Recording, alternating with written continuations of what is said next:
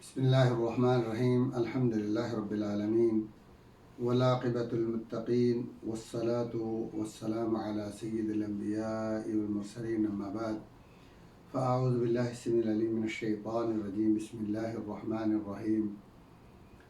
وما امروا الا لیعبدوا اللہ مخلصین لہ الدین۔ حمد و ثنا کے بعد تمام ناظرین، سامعین، بزرگوں، نوجوانوں، عزیز بچوں، قابل احترام ماؤں، بہنوں، بیٹیوں،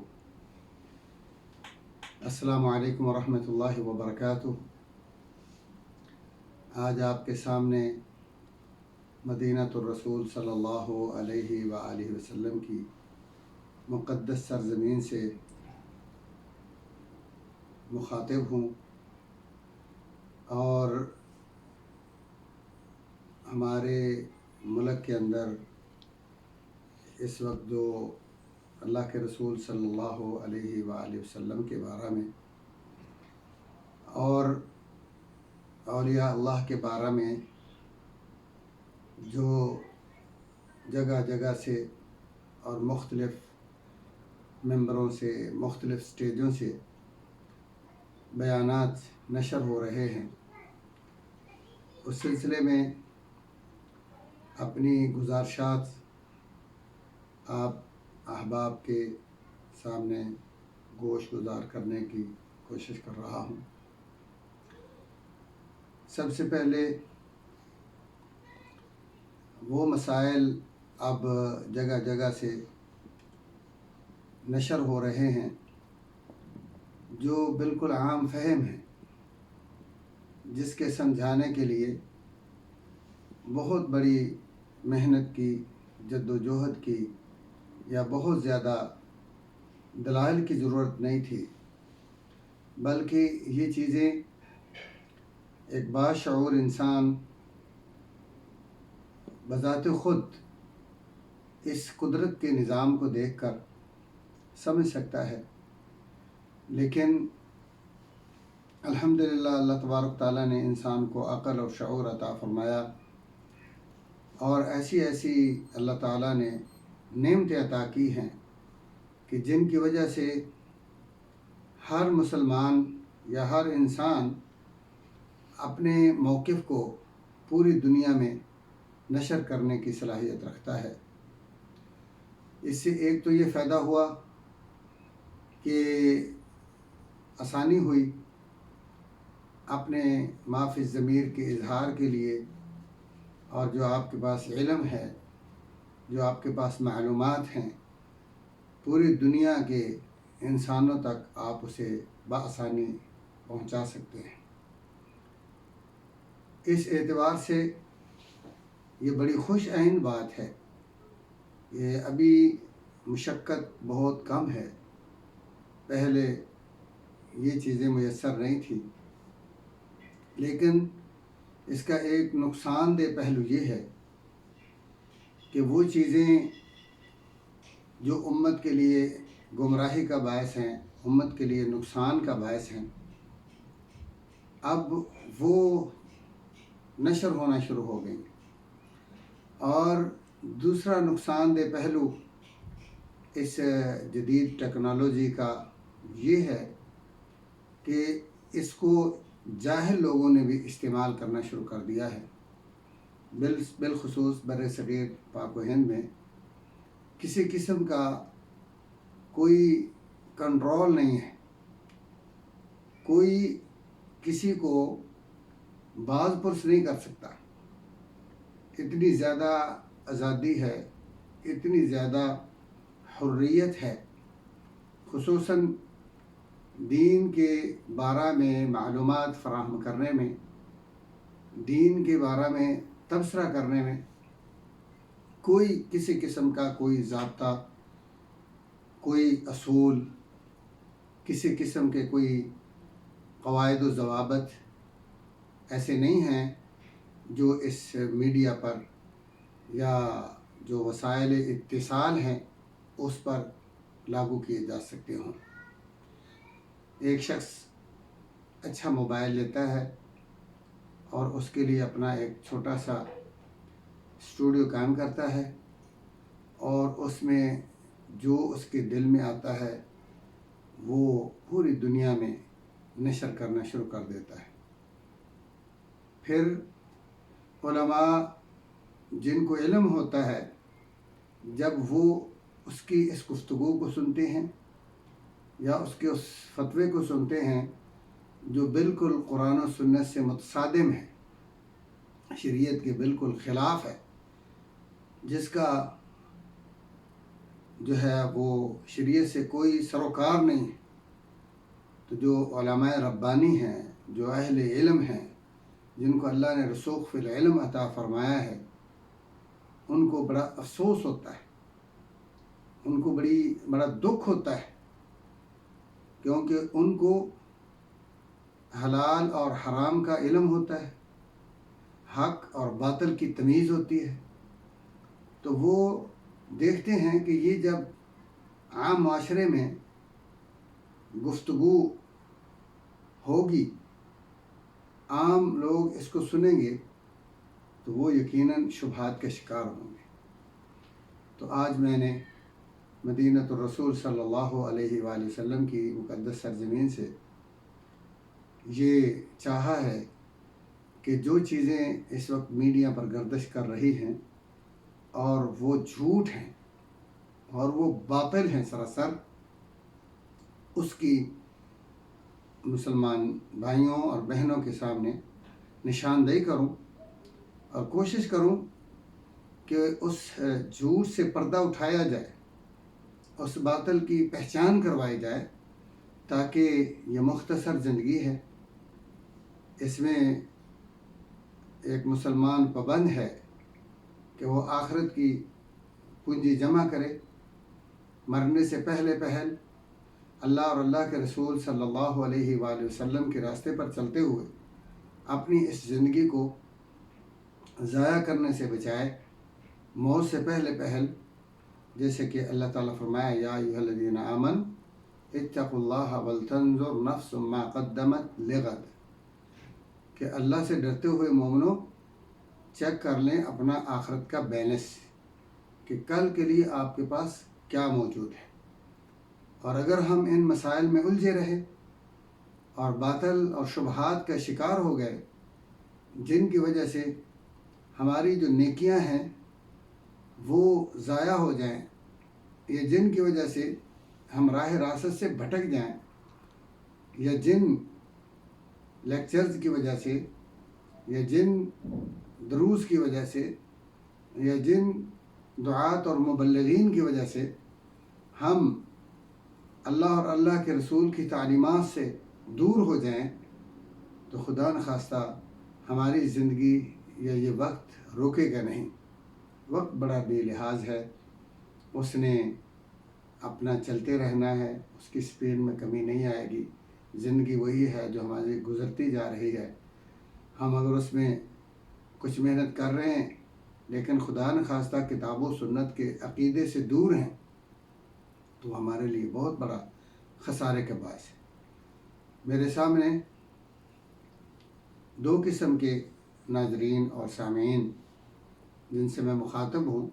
اور جو مجھے سن رہے ہیں یا سن سکتے ہیں، ایک علماء کرام کی جماعت ہے۔ علماء کرام کی دو قسمیں ہیں، ایک تو وہ علماء حق ہیں اور علماء ربانی ہیں جو کتاب و سنت کے پروموٹر ہیں، کتاب و سنت کے داعی ہیں، کتاب و سنت کے مؤید ہیں، کتاب و سنت کے علم سے مسلح ہیں، اور وہ بھرپور کتاب و سنت کی نشر و اشاعت میں شب و روز لگے ہوئے ہیں۔ ان کے لیے میری دعا ہے کہ اللہ رب العزت ان کی جہود مبارکہ کو قبول فرمائے، اللہ ان کو مزید اس دین کی خدمت کی توفیق عطا فرمائے۔ اللہ تبارک تعالیٰ جو لوگ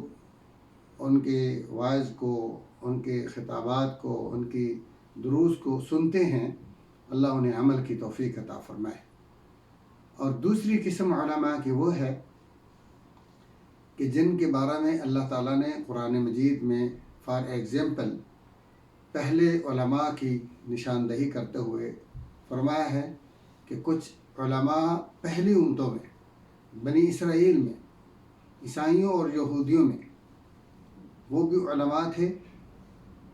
انبیاء اور دین کے ترجمان تھے، تو ان کا رویہ یہ تھا وَيَكْتُبُونَ الْكِتَابَ بِأَيْدِيهِمْ ثُمَّ يَقُولُونَ هَذَا مِنْ عِنْدِ اللَّهِ کہ وہ اپنی طرف سے اپنے گھر میں ایک فتویٰ لکھتے، ایک مسئلہ بناتے اور عوام الناس میں سٹیجوں پر آ کر، ممبروں پر آ کر لوگوں کو، جو عام لوگ ہوتے، عوام الناس ہوتے، جو ان کے منتظر ہوتے، علماء کے معتقد ہوتے، علماء کے رسپیکٹ کرنے والے ہوتے، علماء کے سیکھنے کے منتظر ہوتے کہ ابھی عالم دین تشریف لائیں گے اور ہمیں گمراہی سے نکالیں گے، اللہ کے قرب کی بات سکھائیں گے، ہمارے دین کی بات بتائیں گے اور ہمارے نفع کی بات بتائیں گے، ہمیں جہنم سے بچنے کا اور جنت کے داخلے کا طریقہ دکھائیں گے۔ تو وہ آ کر اللہ فرما رہا ہے وَيَكْتُبُونَ الْكِتَابَ بِأَيْدِيهِمْ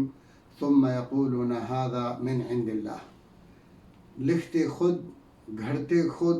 خود ساختہ کلام کو اللہ کی طرف منسوب کر کے کہتے کہ اللہ تعالیٰ نے یہ فرمایا۔ کیوں کرتے تھے وہ ایسا؟ لِيَشْتَرُوا بِهِ ثَمَنًا قَلِيلًا، وہ دنیا کا ادنا اور گھٹیا سامان، دنیا کی شہرت، دنیا کی نمود و نمائش کے متلاشی تھے، اس کے چاہنے والے تھے، اس کے خواستگار تھے۔ تو اس زمانے میں بھی بڑے افسوس کے ساتھ امت محمد صلی اللہ علیہ وآلہ وسلم کے اندر بھی ایسے علماء موجود ہیں جو اپنی جیب سے فتویٰ نکالتے ہیں، جن کا فتویٰ خود ساختہ ہوتا ہے، اس کی کوئی بھی دلیل ثقہ نہیں ہوتی۔ ثقہ دلیل سے مراد وہی دلیل ہے جس کو رسول اللہ صلی اللہ علیہ وآلہ وسلم نے فرمایا تھا ترکت فیکم امرین، میں دو چیزیں صرف تمہیں دے کے جا رہا ہوں، لن تضلوا ما تمسکتم بہما، جب تک تم اس پر مضبوطی سے ڈٹے رہے، کاربند رہے، ان کو اپنا مضبوطی سے تھامے رکھا، اسی کے مطابق عمل ہوا، اسی کے مطابق دعوت اور تبلیغ ہوتی رہی، اسی کے مطابق لوگوں کو سکھلایا گیا اور اس سے دائیں بائیں نہ خود گئے نہ اپنے لوگوں کو نکلنے دیا، تو فرمایا اس وقت تک گمراہی کا سوال ہی پیدا نہیں۔ یعنی گمراہی سے بچنے کے لیے جو رسول اللہ صلی اللہ علیہ وآلہ وسلم نے امت کو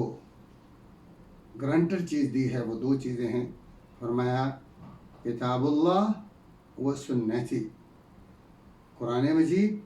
اللہ کا کلام، اللہ کی کتاب اور میری سنت، محمد الرسول اللہ صلی اللہ علیہ وسلم کی سنت۔ ابھی میں آپ کے سامنے یہ بیان کرنا چاہتا ہوں، وہ پہلے والے علماء نہیں جو ربانی ہیں، جو اللہ تعالیٰ کے قرآن کو لے کے چلتے ہیں،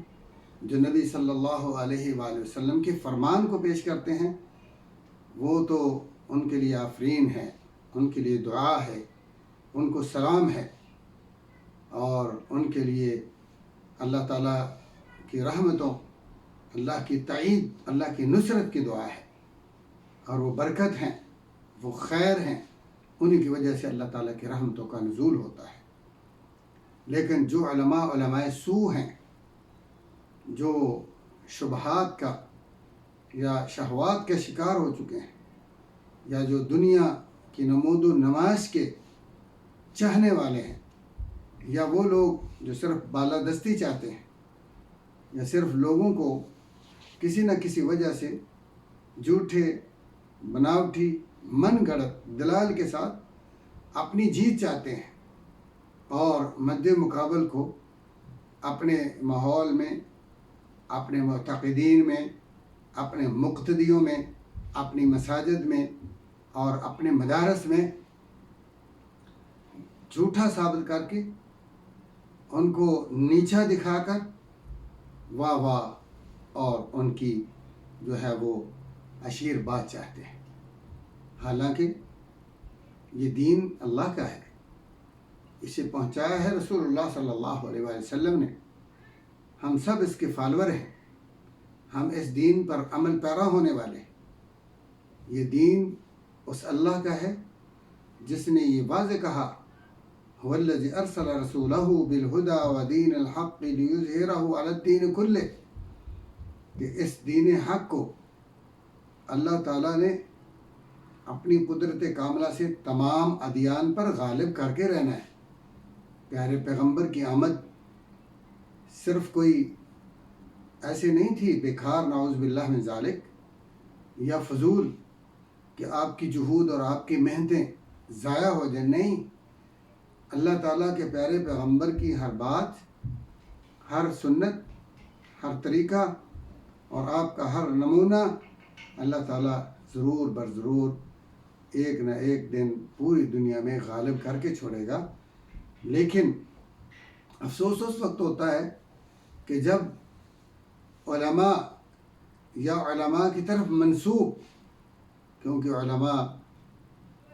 تو یقیناً جب ایک شخص کو پتہ ہوگا اللہ کی بات کا، اللہ کے رسول صلی اللہ علیہ وسلم کی بات کا، اور اس کے دل میں ایمان ہے، اسے یقین ہے مرنے کا، آخرت پر حساب کا، اور یہ ساری چیزیں اس کے دل و دماغ میں موجود اور حاضر ہوں گی، تو یقیناً کوئی بھی ایسا نہیں ہے کہ جو جرأت کرے جہنم میں گرنے کی، جو جرأت کرے اللہ کے ساتھ دشمنی مول لینے کی، کوئی جرأت کرے موت کی سختیوں کو سہنے کی، کوئی ایسی جرأت کرے قبر کے اندر ہزاروں سال عذاب اور ذلت کو برداشت کرنے کی۔ تو لہذا کچھ ایسے منافقین ہیں، اور ہمیشہ منافقین کی جو تعداد ہوتی ہے، یہ غلط لوگوں کی تعداد ہوتی ہے، گمراہ لوگوں کی تعداد ہوتی ہے، وہ زیادہ ہوتی ہے۔ اللہ تعالیٰ قرآن مجید میں اس بات کو بیان فرماتے ہیں، وَقَلِيلٌ مِّنْ عِبَادِي الشُّكُورُ، شکر گزار بندے میرے تھوڑے ہیں، اور اکثرہم لا یعقلون، اور میں اکثریت کو تو پتہ ہی نہیں ہے، عقل ہی نہیں ہے۔ تو قلت ہمیشہ حق پر رہی ہے اور سچ کا ساتھ دیتی رہی ہے، تو اس سے قطع تعلق کہ آپ جب بھی کسی سکرین پر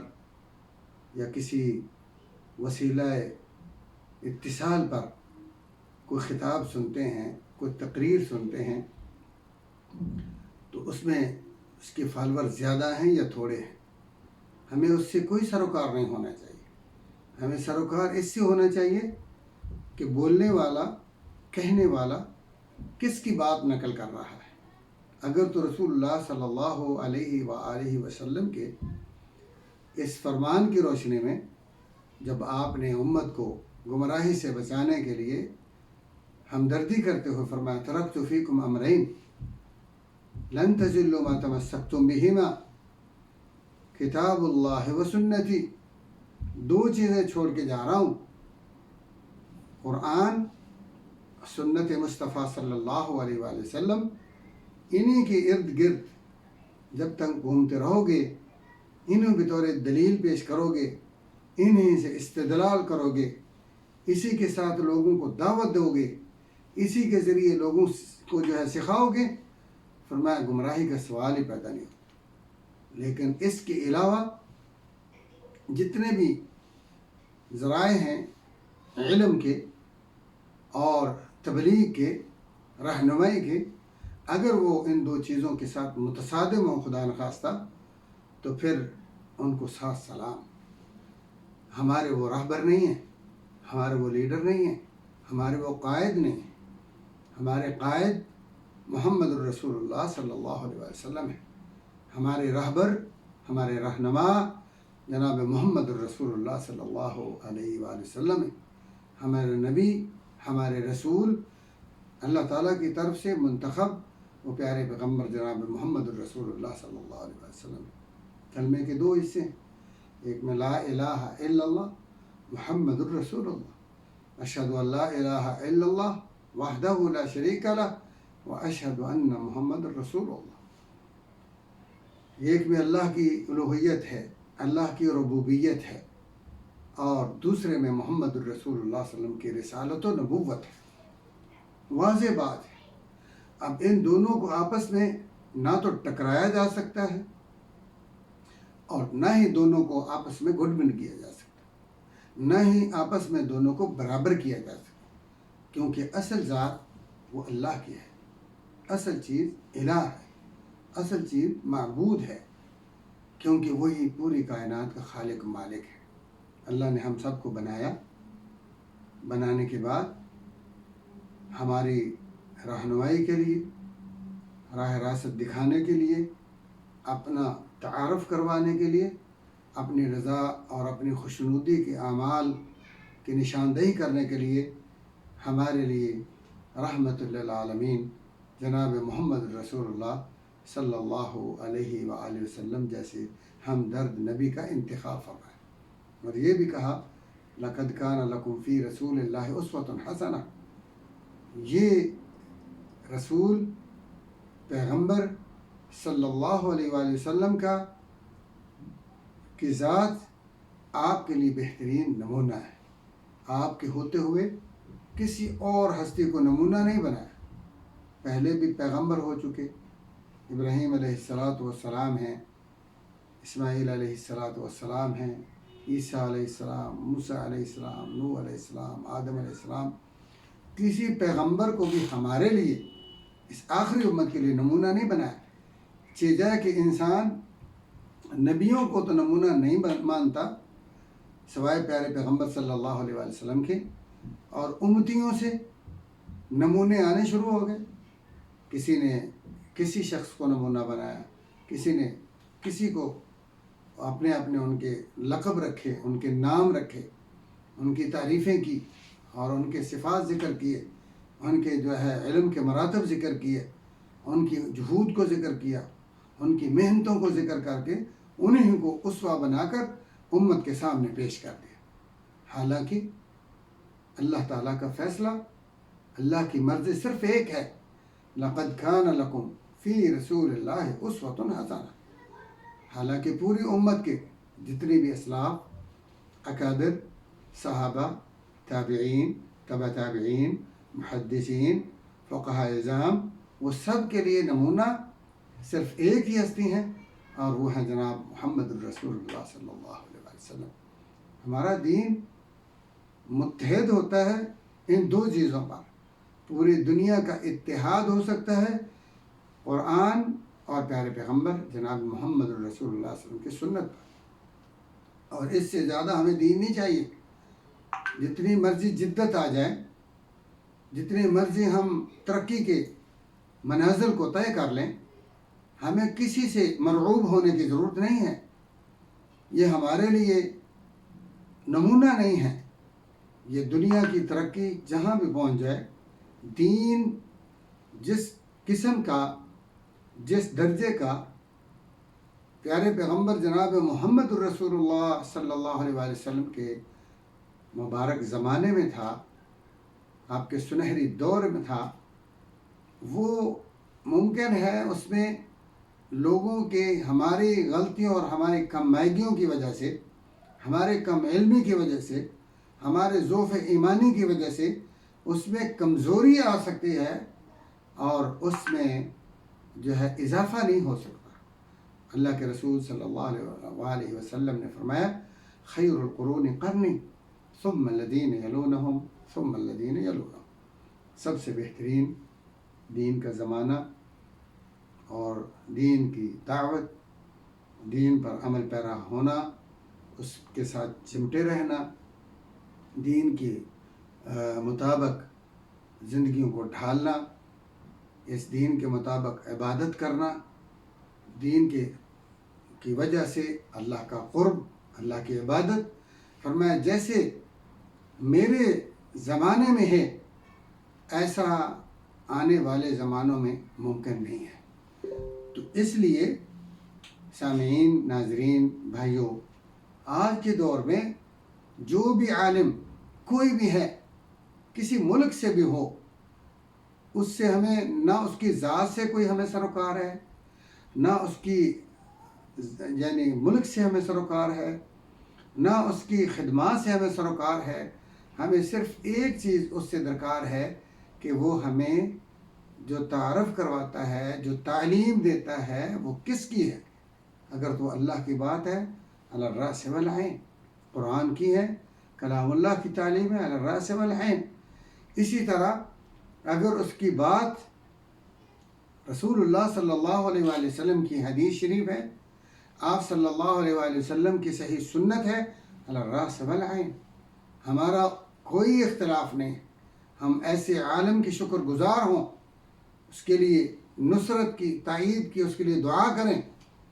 اور یہی بات رسول اللہ صلی اللہ علیہ وآلہ وسلم نے امت کو سکھائی اور سمجھائی ہے۔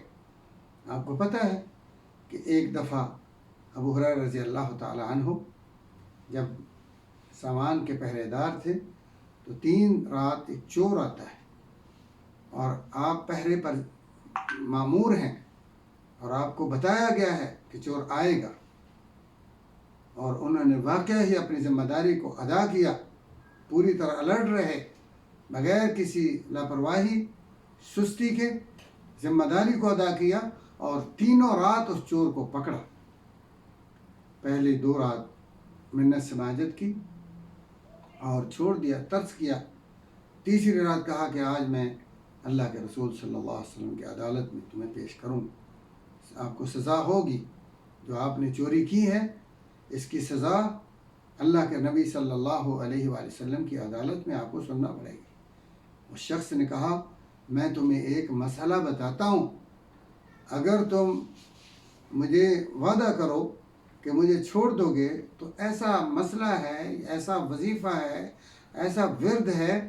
جو آپ کے لیے اللہ تعالیٰ کی طرف سے روحانی پہرے دار مقرر کرے گا، اللہ کی طرف سے باڈی گارڈ ملیں گے، اللہ کی طرف سے محافظ اس وظیفے کی برکت سے آپ کو میسر ہو جائیں گے۔ انہوں نے کہا بتاؤ، تو اس چور نے کہا آپ آیت الکرسی پڑھیں، اللہ لا الہ الا هو الحی القیوم لا تأخذہ سنۃ ولا نوم، آخر تک۔ ابو ہریرہ رضی اللہ تعالیٰ عنہ سے چھوڑ دیتے ہیں، اللہ کے رسول صلی اللہ علیہ وآلہ وسلم کی عدالت میں پیش ہوتے ہیں، اور پوچھنے پر بتاتے ہیں کہ چور کو تو میں نے پکڑ لیا تھا، لیکن اس نے یہ وظیفہ بتایا، اس وظیفے کے بدولت میں نے اسے چھوڑ دیا ہے۔ تو آپ دیکھیے یہ مسئلہ کیا ہے اور بتانے والا کون ہے۔ بتانے والا نہ تو رسول اللہ صلی اللہ علیہ وسلم ہے، نہ کوئی گزشتہ نبی ہے، نہ کوئی وقت کا جلیل القدر صحابی ہے، نہ کوئی وہ عام سمپل سا مسلمان ہے، بلکہ رسول اللہ صلی اللہ علیہ وآلہ وسلم نے فرمایا صدقک وہو کذوب، آپ کو یہ مسئلہ بتانے والا پرلے درجے کا جھوٹا ہے۔ فرمایا ذاک الشیطان، وہ بلکہ شیطان ہے، جھوٹوں کا گرو ہے، اللہ کا، اللہ کے رسولوں کا، اللہ کے دین کا اور سب مسلمانوں کا دشمن ہے۔ فرمایا صدقک، لیکن مسئلہ اس نے سچا بتایا۔ تو یہاں ہمیں رسول اللہ صلی اللہ علیہ وسلم نے یہ بھی بات بتا دی کہ آپ کبھی بھی کسی شکل سے مرعوب نہیں ہوں گے، آپ کو کسی شکل سے سروکار نہیں ہے، کسی شہر سے سروکار نہیں ہے، کسی فرقے اور مسلک سے سروکار نہیں ہے۔ آپ یہ دیکھیں گے یہ کہنے والا اللہ کے کلام سے بات کر رہا ہے، الحمدللہ سچ بول رہا ہے، قرآن سچ ہے، اللہ کے نبی صلی اللہ علیہ وآلہ وسلم کی حدیث بیان کر رہا ہے، اور صحیح حدیث ہے، من گڑت نہیں ہے، علی الراس والعین، ہمارا وہ نصب العین ہے، ہمارے سر کا وہ مسئلہ تاج ہے، ہمارا وہ ایمان ہے، ہماری وہ مسئلہ نجات ہے، جو ترکت فیکم امرین لن تضلوا ما تمسکتم بہما کتاب اللہ و سنتی۔ اب یہ ساری چیزیں علماء جانتے ہیں، عوام الناس بھی جانتے ہیں، اور لیکن ایسی مارکیٹ میں چیزیں آ رہی ہیں اسٹیجوں سے بیان ہو رہی ہیں، ممبروں سے بیان ہو رہی ہیں، فیس بک پر بیان ہو رہی ہیں، جن کا کتاب و سنت سے کوئی لین دین نہیں ہے۔ ایسی باتیں میرے خیال میں شاید اسلام سے پہلے بھی ایسا دعویٰ کسی نے نہیں کیا۔ جو امت محمد صلی اللہ علیہ وآلہ وسلم کے بعض علماء جو اپنی آخرت کو بھول چکے ہیں، جو صرف دنیا کے ساتھ دوستی لگا چکے ہیں، جن کی مثال اللہ قرآن کریم میں دے چکا ہے، مجھے اور آپ کو سمجھا چکا ہے۔ یکتبون الکتاب بایدیہم ثم یقولون ھذا من عند اللہ۔ وہ اپنے من گھڑت خود ساختہ مسائل ہوتے ہیں اور لوگوں کو کہہ دیتے ہیں کہ یہ اللہ کی طرف سے، نہ وہ اللہ کی کتاب میں ہے، نہ اللہ نے وہ وحی نازل کی ہے، وہ جھوٹ بول دیتے ہیں۔ اب اس یعنی مثال کے طور پر آپ دیکھیے رسول اللہ صلی اللہ علیہ وآلہ وسلم کا مقام و مرتبہ بہت ہے، کیونکہ آپ صرف اللہ سے نیچے ہیں، صرف ایک اللہ سے نیچے ہیں۔ باقی کائنات کی کوئی چیز بھی آپ سے اوپر تو کیا آپ کے برابر بھی نہیں ہے۔ اس سے بڑا اور کیا ہو سکتا ہے؟ اس سے بڑا اور ہم کیا مقام، جو اللہ نے مقام دیا ہے، میں اور آپ کیا ہیں؟ ہم کیا ہیں کہ اللہ کے رسول صلی اللہ علیہ وآلہ وسلم کو خود ساختہ مقام دے سکتے ہیں؟ اگر ہم گھڑنے لگ جائیں گے، اگر ہم اپنی طرف سے نبی مکرم صلی اللہ علیہ وآلہ وسلم کے لیے ایسے مقام و مرتبے کا سوچیں کہ اللہ نے وہ نہ دیا ہو، تو ہماری حیثیت کیا ہے؟ ہم اتنے حقیر ادنا ہیں، اتنے کمزور ہیں کہ ہمارے پاس نہیں ہے۔ جو اللہ کے نبی صلی اللہ علیہ وآلہ وسلم کو مقام و مرتبہ اللہ نے عطا فرمایا ہے، اس سے اوپر کوئی مقام مرتبہ نہیں ہو سکتا۔ ہاں، اپنی غلطی کی وجہ سے، اپنی کم علمی کی وجہ سے ہم اللہ کے نبی صلی اللہ علیہ وآلہ وسلم کو نیچے تو لا سکتے ہیں، آپ کی توہین ہو سکتی ہے، انسلٹ ہم سے ہو سکتی ہے، لیکن اللہ تعالیٰ کے جو دیا ہوا مرتبہ اور مقام ہے، اس سے ہم خود ساختہ اپنے باتوں کے ساتھ، مفروضوں کے ساتھ رسول اللہ صلی اللہ علیہ وسلم کو اوپر نہیں لے جا سکتے۔ مثال کے طور پر اللہ کے رسول صلی اللہ علیہ وسلم کے بارے میں ابھی پہلے چھپ چھپ کر یہ باتیں ہوتی تھیں، اب میڈیا میں برسر عام ہیں، آپ سب سنتے رہتے ہیں۔ لوگ کہتے ہیں کہ آپ صلی اللہ علیہ وآلہ وسلم حاضر ناظر ہیں۔ آپ ذرا غور کریں، حاضر ناظر، یہ لفظ پر صرف غور کریں، حاضر ناظر، کہ کیا یہ ہم اللہ کے رسول صلی اللہ علیہ وآلہ وسلم کا کوئی فیصلہ خیر کا کر رہے ہیں؟ کیونکہ اللہ نے تو پیارے پیغمبر صلی اللہ علیہ وآلہ وسلم کے بارے میں کہیں بھی نہیں فرمایا۔ کہیں پورا قرآن آپ دیکھ لیں، کوئی ایک آیت بھی ایسی نہیں، ایک آیت بھی۔ چیلنج کے ساتھ میں کہتا ہوں کہ رسول اللہ صلی اللہ علیہ وآلہ وسلم کے بارے میں اللہ رب العزت نے یہ آیت نازل کی ہو، آپ کے قلب اطہر پر جبریل لائے ہو، وحی ہو، لوح محفوظ میں محفوظ ہو، قرآن میں بیان ہو، لکھی ہوئی ہو کہ اللہ تعالیٰ فرماتے ہیں کہ آپ حاضر و ناظر ہیں۔ دونوں لفظ عربی کے ہیں، عربی کا لفظ حاضر ہے، ناظر بھی من النظری ینظر۔ یہ کوئی پنجابی کا لفظ نہیں ہے، یا یہ کوئی انگلش کا لفظ نہیں ہے، یا یہ اردو کا لفظ نہیں ہے۔ حاضر اور ناظر یہ دونوں لفظ عربی کے ہیں، پیور ہیں، لیکن قرآن میں نہیں ہے۔ پورا قرآن آپ دیکھ لیں۔ جو میرے بھائی علماء، میں ان کے لیے دعا کرتا ہوں کہ اللہ انہیں اپنی آخرت کی فکر کی توفیق عطا فرمائے۔ آپ لوگ ویسے محبت سے بڑا، مدینہ کی سرزمین سے بڑا پیار کرتے ہیں، لیکن اپنے مطلب کے لیے۔ اگر رسول اللہ صلی اللہ علیہ وسلم کی وجہ سے آپ محبت کریں نا، آپ کو محبت ہو صحیح مدینہ سے، تو آپ کو مدینہ کی ہر چیز سے محبت ہونی چاہیے۔ آپ اپنی مرضی سے، جیسے اللہ تعالیٰ فرماتے تؤمنون ببعض الکتاب وتکفرون ببعض، امت محمد کی یہ صفت نہیں ہونی چاہیے، علماء کی یہ صفت نہیں ہونی چاہیے کہ جو مزاج کے موافق ہو آپ اس سے وہ لے لیں، اور جو مزاج کے خلاف ہو، بھلے وہ حق ہو، آپ اسے ٹھکرا دیں، ترک کر دیں، اس کا انکار کر دیں۔ یہ مومن کی شان نہیں ہے۔ آپ علماء کی جماعت، واللہ ثم واللہ آپ کا بڑا مقام ہے۔ العلماء ورثۃ الانبیاء، آپ نبیوں کے وارث ہیں، محمد الرسول اللہ صلی اللہ علیہ وسلم کے آپ وارث ہیں، وارث علم کے وارث ہیں۔ آپ نے آپ صلی اللہ علیہ وآلہ وسلم کا علم نشر کرنا ہے، اپنے پیکج نہیں، اپنے مفروضے نہیں، اپنے شبہات نہیں، اپنے من گڑت چیزوں کو نہیں، دھوکہ فریب فراڈ نہیں، خالص جب قرآن بیان کریں گے اختلاف ختم۔ کوئی بھی فرقہ، کوئی بھی مسئلہ اگر قرآن سے بیان کرے گا تو وہ سب کا اتفاق، وَاعْتَصِمُوا بِحَبْلِ اللَّهِ جَمِيعًا وَلَا تَفَرَّقُوا، قرآن کے ساتھ جب جڑ جائیں گے تو فرقہ وریت ختم ہو جائے گی، سب بھائی ہو جائیں گے، انما المؤمنون اخوہ ہو جائیں گے، اتحاد ہوگا، اتفاق ہوگا۔ اسی طرح اگر پیارے پیغمبر جناب محمد الرسول اللہ صلی اللہ علیہ وآلہ وسلم کی سنت ہوگی،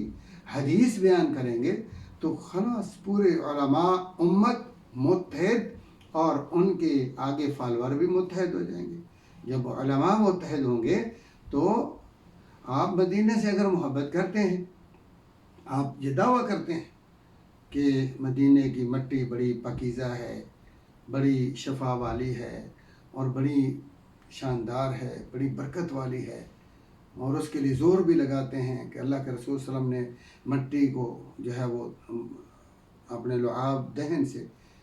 مکس کیا اور دم کیا، ہم مانتے ہیں الحمدللہ۔ جو میرے نبی کی سنت ہے، آپ صلی اللہ علیہ وآلہ وسلم کی حدیث مبارکہ ہے، علی الراس والعین، مٹی سے پیار ہے آپ کو مدینے کی ہواؤں فضاؤں سے پیار ہے، مانتا ہوں ہونا چاہیے، ہمیں بھی پیار ہے۔ مدینے کی گلیوں اور بازاروں سے آپ کو پیار ہے، ہونا چاہیے، لیکن آپ کو مدینے کے حرمین شریفین کے اماموں سے کیوں پیار نہیں ہے؟ آپ ان علماء پر اعتماد کیوں نہیں ہے؟ ان سے محبت کیوں نہیں ہے؟ مدینے کے کتوں سے پیار ہے آپ بلکہ یہاں تک کہہ دیتے ہیں کہ ہم مدینے کے کتوں کے کتے ہیں، یہاں تک کہہ دیتے ہیں علماء، حالانکہ کہنا نہیں چاہیے، ایسا کہنا نہیں چاہیے، اس لیے کہ ایک عالم کا بہت بڑا مقام ہے۔ آپ کے عالم کے سینے میں قرآن ہوتا ہے، عالم کے سینے میں اللہ کے نبی صلی اللہ علیہ وسلم کی حدیث ہوتی ہے، اور حدیث اور قرآن کتے کے دل میں نہیں ہو سکتا۔ کتا ایک پلید جانور ہے، ناپاک جانور ہے، اگرچہ اس میں بہت ساری اچھی صفات ہیں، میں مانتا ہوں وہ وفادار بھی ہے، وہ یعنی پہرا بھی دیتا ہے اپنے مالکوں کا، اپنے مالکوں کے فیور کرتا ہے۔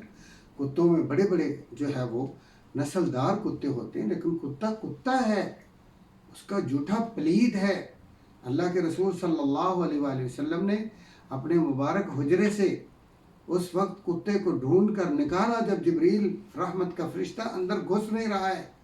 آپ نے فرما دیا آوارہ کتوں کو مارنا چاہیے، پالنا نہیں چاہیے، رحمت کے فرشتے گھروں میں داخل نہیں ہوتے۔ آپ نے رکھوالی کا، اور جانوروں کے ساتھ جو ہوتے ہیں کتے، یا شکاری کتا ہوتا ہے جس کو شکار کے لیے پرورش کی جاتی ہے، اس کو ٹریننگ دی جاتی ہے، اس کی اجازت دی ہے۔ اس کے علاوہ جو آوارہ کتے ہیں یا شوقیہ کتے ہیں، جیسے بڑے بڑے لوگ جو کتاب و سنت سے ان کا کوئی لین دین نہیں ہے، بس اللہ ان کو بھی ہدایت دے، جن کے پاس یعنی بے بہا دولت ہوتی ہے، پیسہ ہوتا ہے، وہ اپنی اس دولت کے گھمنڈ میں، اپنے وسائل کے گھمنڈ میں، اپنے اسباب کی وجہ سے وہ دین کو سمجھتے ہیں کہ ہمارا اس سے کوئی تعلق نہیں۔ تو جب آپ کو پیار ہے مدینہ منورہ کی مٹی کے ساتھ، آپ کو محبت ہے مدینہ کی فضاؤں کے ساتھ، آپ کو محبت ہے مدینہ کی گلیوں اور بازاروں کے ساتھ، آپ کو محبت ہے مدینہ کی کتوں تک، تو آپ علماء کرام جو مدینہ منورہ کی سرزمین سے پڑھتے ہیں، مدینہ منورہ کی سرزمین پر وہ دعوت و تبلیغ کا کام کرتے ہیں، اس وقت ان سے آپ کو کیوں بحر ہے، کیوں اختلاف ہے، کیوں ان کی بات کو آپ یعنی لوگوں کے دلوں میں ان کی نفرت کیوں ڈالتے ہیں؟ آپ مختلف ان کو نام لقب کیوں دیتے ہیں؟ اب کیوں کہتے ہیں یہ نجدی ہیں، یہ وہابی ہیں، یہ گستاخ ہیں؟ دیکھیں، ایک طرف تو آپ چاہتے ہیں کہ ہمارا پاکستان بنگلہ دیش اور انڈیا، بر صغیر ایشیا یا پوری دنیا مدینے کی طرح ہو جائے، لیکن جب مدینے کی دعوت آتی ہے، مدینے سے قرآن و سنت کی ندا آتی ہے، اس طرف آپ کو بلایا جاتا ہے کہ آپ پیور چیزیں لیں، خالص چیزیں لیں، مکسنگ ختم کر دیں، ملاوٹ نہ کریں دین میں، اپنے پیکجوں کو ختم کر دیں، خالص کتاب اللہ، سنت رسول اللہ صلی اللہ علیہ وآلہ وسلم، یہ خالص آپ لوگوں تک پروموٹ کریں، اس کی نشر و اشاعت کریں، قرآن و سنت کی تائید کریں، آنے والی نسلوں کے لیے اچھا پیکج جو ہم سے پہلے لوگوں کی قربانیوں اور محنتوں کی ذرا ہمیں ملا ہے، آپ اس امانت کو ہو بہو آگے بغیر کسی تبدیلی کے، بغیر کسی مکسنگ کے اس کو آگے دیں، تو ہم اس پہ کیوں نہیں ان کی بات کو مانتے؟ ان سے ہماری لڑائی کیوں ہے؟ پھر آپ وَتُعِزُّ مَن تَشَاءُ وَتُذِلُّ مَن تَشَاءُ، یہ اللہ کا فیصلہ ہے، اللہ کا قرآن ہے، کیوں اس پر یقین نہیں ہے؟ اپنے گھروں میں اگر کسی کو عزت ملتی ہے، کسی کو پریشانی ہوتی ہے، تو آپ اس آیت کا استدلال کرتے ہیں، بس یہ عزت اور ذلت تو اللہ کے ہاتھ ہے۔ تو جو ممبر محراب کا وارث بنا ہے، جو مصلی رسول صلی اللہ علیہ وسلم پر آیا ہے، اس کو آپ حقیر سمجھتے ہیں؟ وہ اللہ کا یعنی اللہ کی عزت دی ہوئی نہیں ہے، وہ زبردستی آئے ہیں، بالکل ہی آپ لوگوں کو یعنی متنفر کر دیتے ہیں، لوگوں کو بالکل مایوس کر دیتے ہو کہ اللہ سے بڑھ کر زبردستی وہ مصلی رسول صلی اللہ علیہ وسلم کے وارث، ممبر و محراب کے وارث بنے، جو کعبۃ اللہ کا امام ہے، خانہ کعبہ کا جو قبلہ آپ کا ہے، میرا ہے قبلہ، ہر مسلک کا وہ قبلہ ہے، اس قبلے کے جو امام ہیں، جو وہاں کے خطیب ہیں، ممبر و محراب کے وارث، ان کو آپ تو پیارے بھائیوں، عزیزوں، دوستوں، ٹھیک ہے علماء کا تو مسئلہ ہوگا، ان کی فالوروں سے ان کو کچھ نفع ہوتا ہوگا، کوئی واہ واہ ہوتی ہوگی، ان سے کوئی فنڈنگ ہوتی ہوگی، میں مانتا ہوں ان کی کچھ مجبوری دنیاوی ہو سکتی، کیونکہ اللہ تعالیٰ قرآن کریم میں فرماتے ہیں لِيَشْتَرُوا بِهِ ثَمَنًا قَلِيلًا۔ ہم علماء میں ایسے یہ نہیں کہ ہم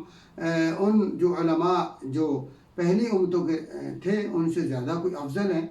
یا ایسا نہیں ہے کہ ہمارے علماء گمراہ نہیں ہو سکتے، ایسا بھی نہیں ہے کہ ہمارے علماء خود غرض نہیں ہو سکتے، ایسا بھی نہیں ہے کہ ہمارے علماء کا جو ہے وہ دنیا سے تعلق نہیں ہو سکتا، دنیا کے چاہنے والے نہ ہم میں بھی ہیں۔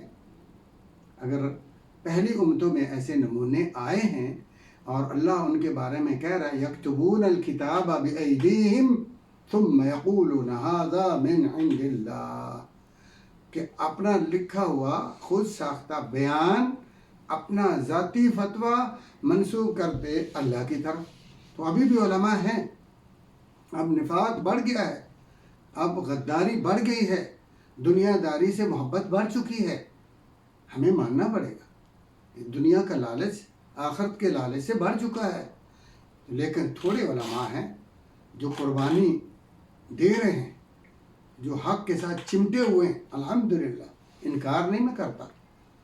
اس کا انکار کوئی کر بھی نہیں سکتا، لیکن یاد رکھیں کہ آپ جب یہ مسئلہ حاضر و ناظر کا کہتے ہیں کہ رسول اللہ صلی اللہ علیہ وآلہ وسلم حاضر بھی ہیں ناظر بھی ہیں، تو ذرا غور کریں نا، آپ کیا کہنا چاہتے ہیں؟ حاضر بھی ناظر بھی، حاضر کا معنی کہ ہر جگہ آپ موجود ہیں، آپ یعنی صرف پاکستان میں بیان ہوتے ہیں، یہ ویسے پاکستان میں ہوتے ہیں بیان، یا زیادہ سے زیادہ بنگلہ دیش اور انڈیا میں، باقی دیکھ لیں سعودی عرب میں، مدینہ میں مجھے 27-28 برس ہو گئے الحمدللہ، میں خود ترجمہ کرتا ہوں مسجد نبوی کے خطبات جمعہ کا، اسلامک سینٹر ہے یہاں، جہاں پر ہمارے پاک و ہند کے تقریباً ہر ملک کے وہاں مبلغ ہیں، امریکہ کے بھی ہیں، برطانیہ کے بھی ہیں، اور جاپان سے ہیں، اسی طرح فرانس سے ہیں،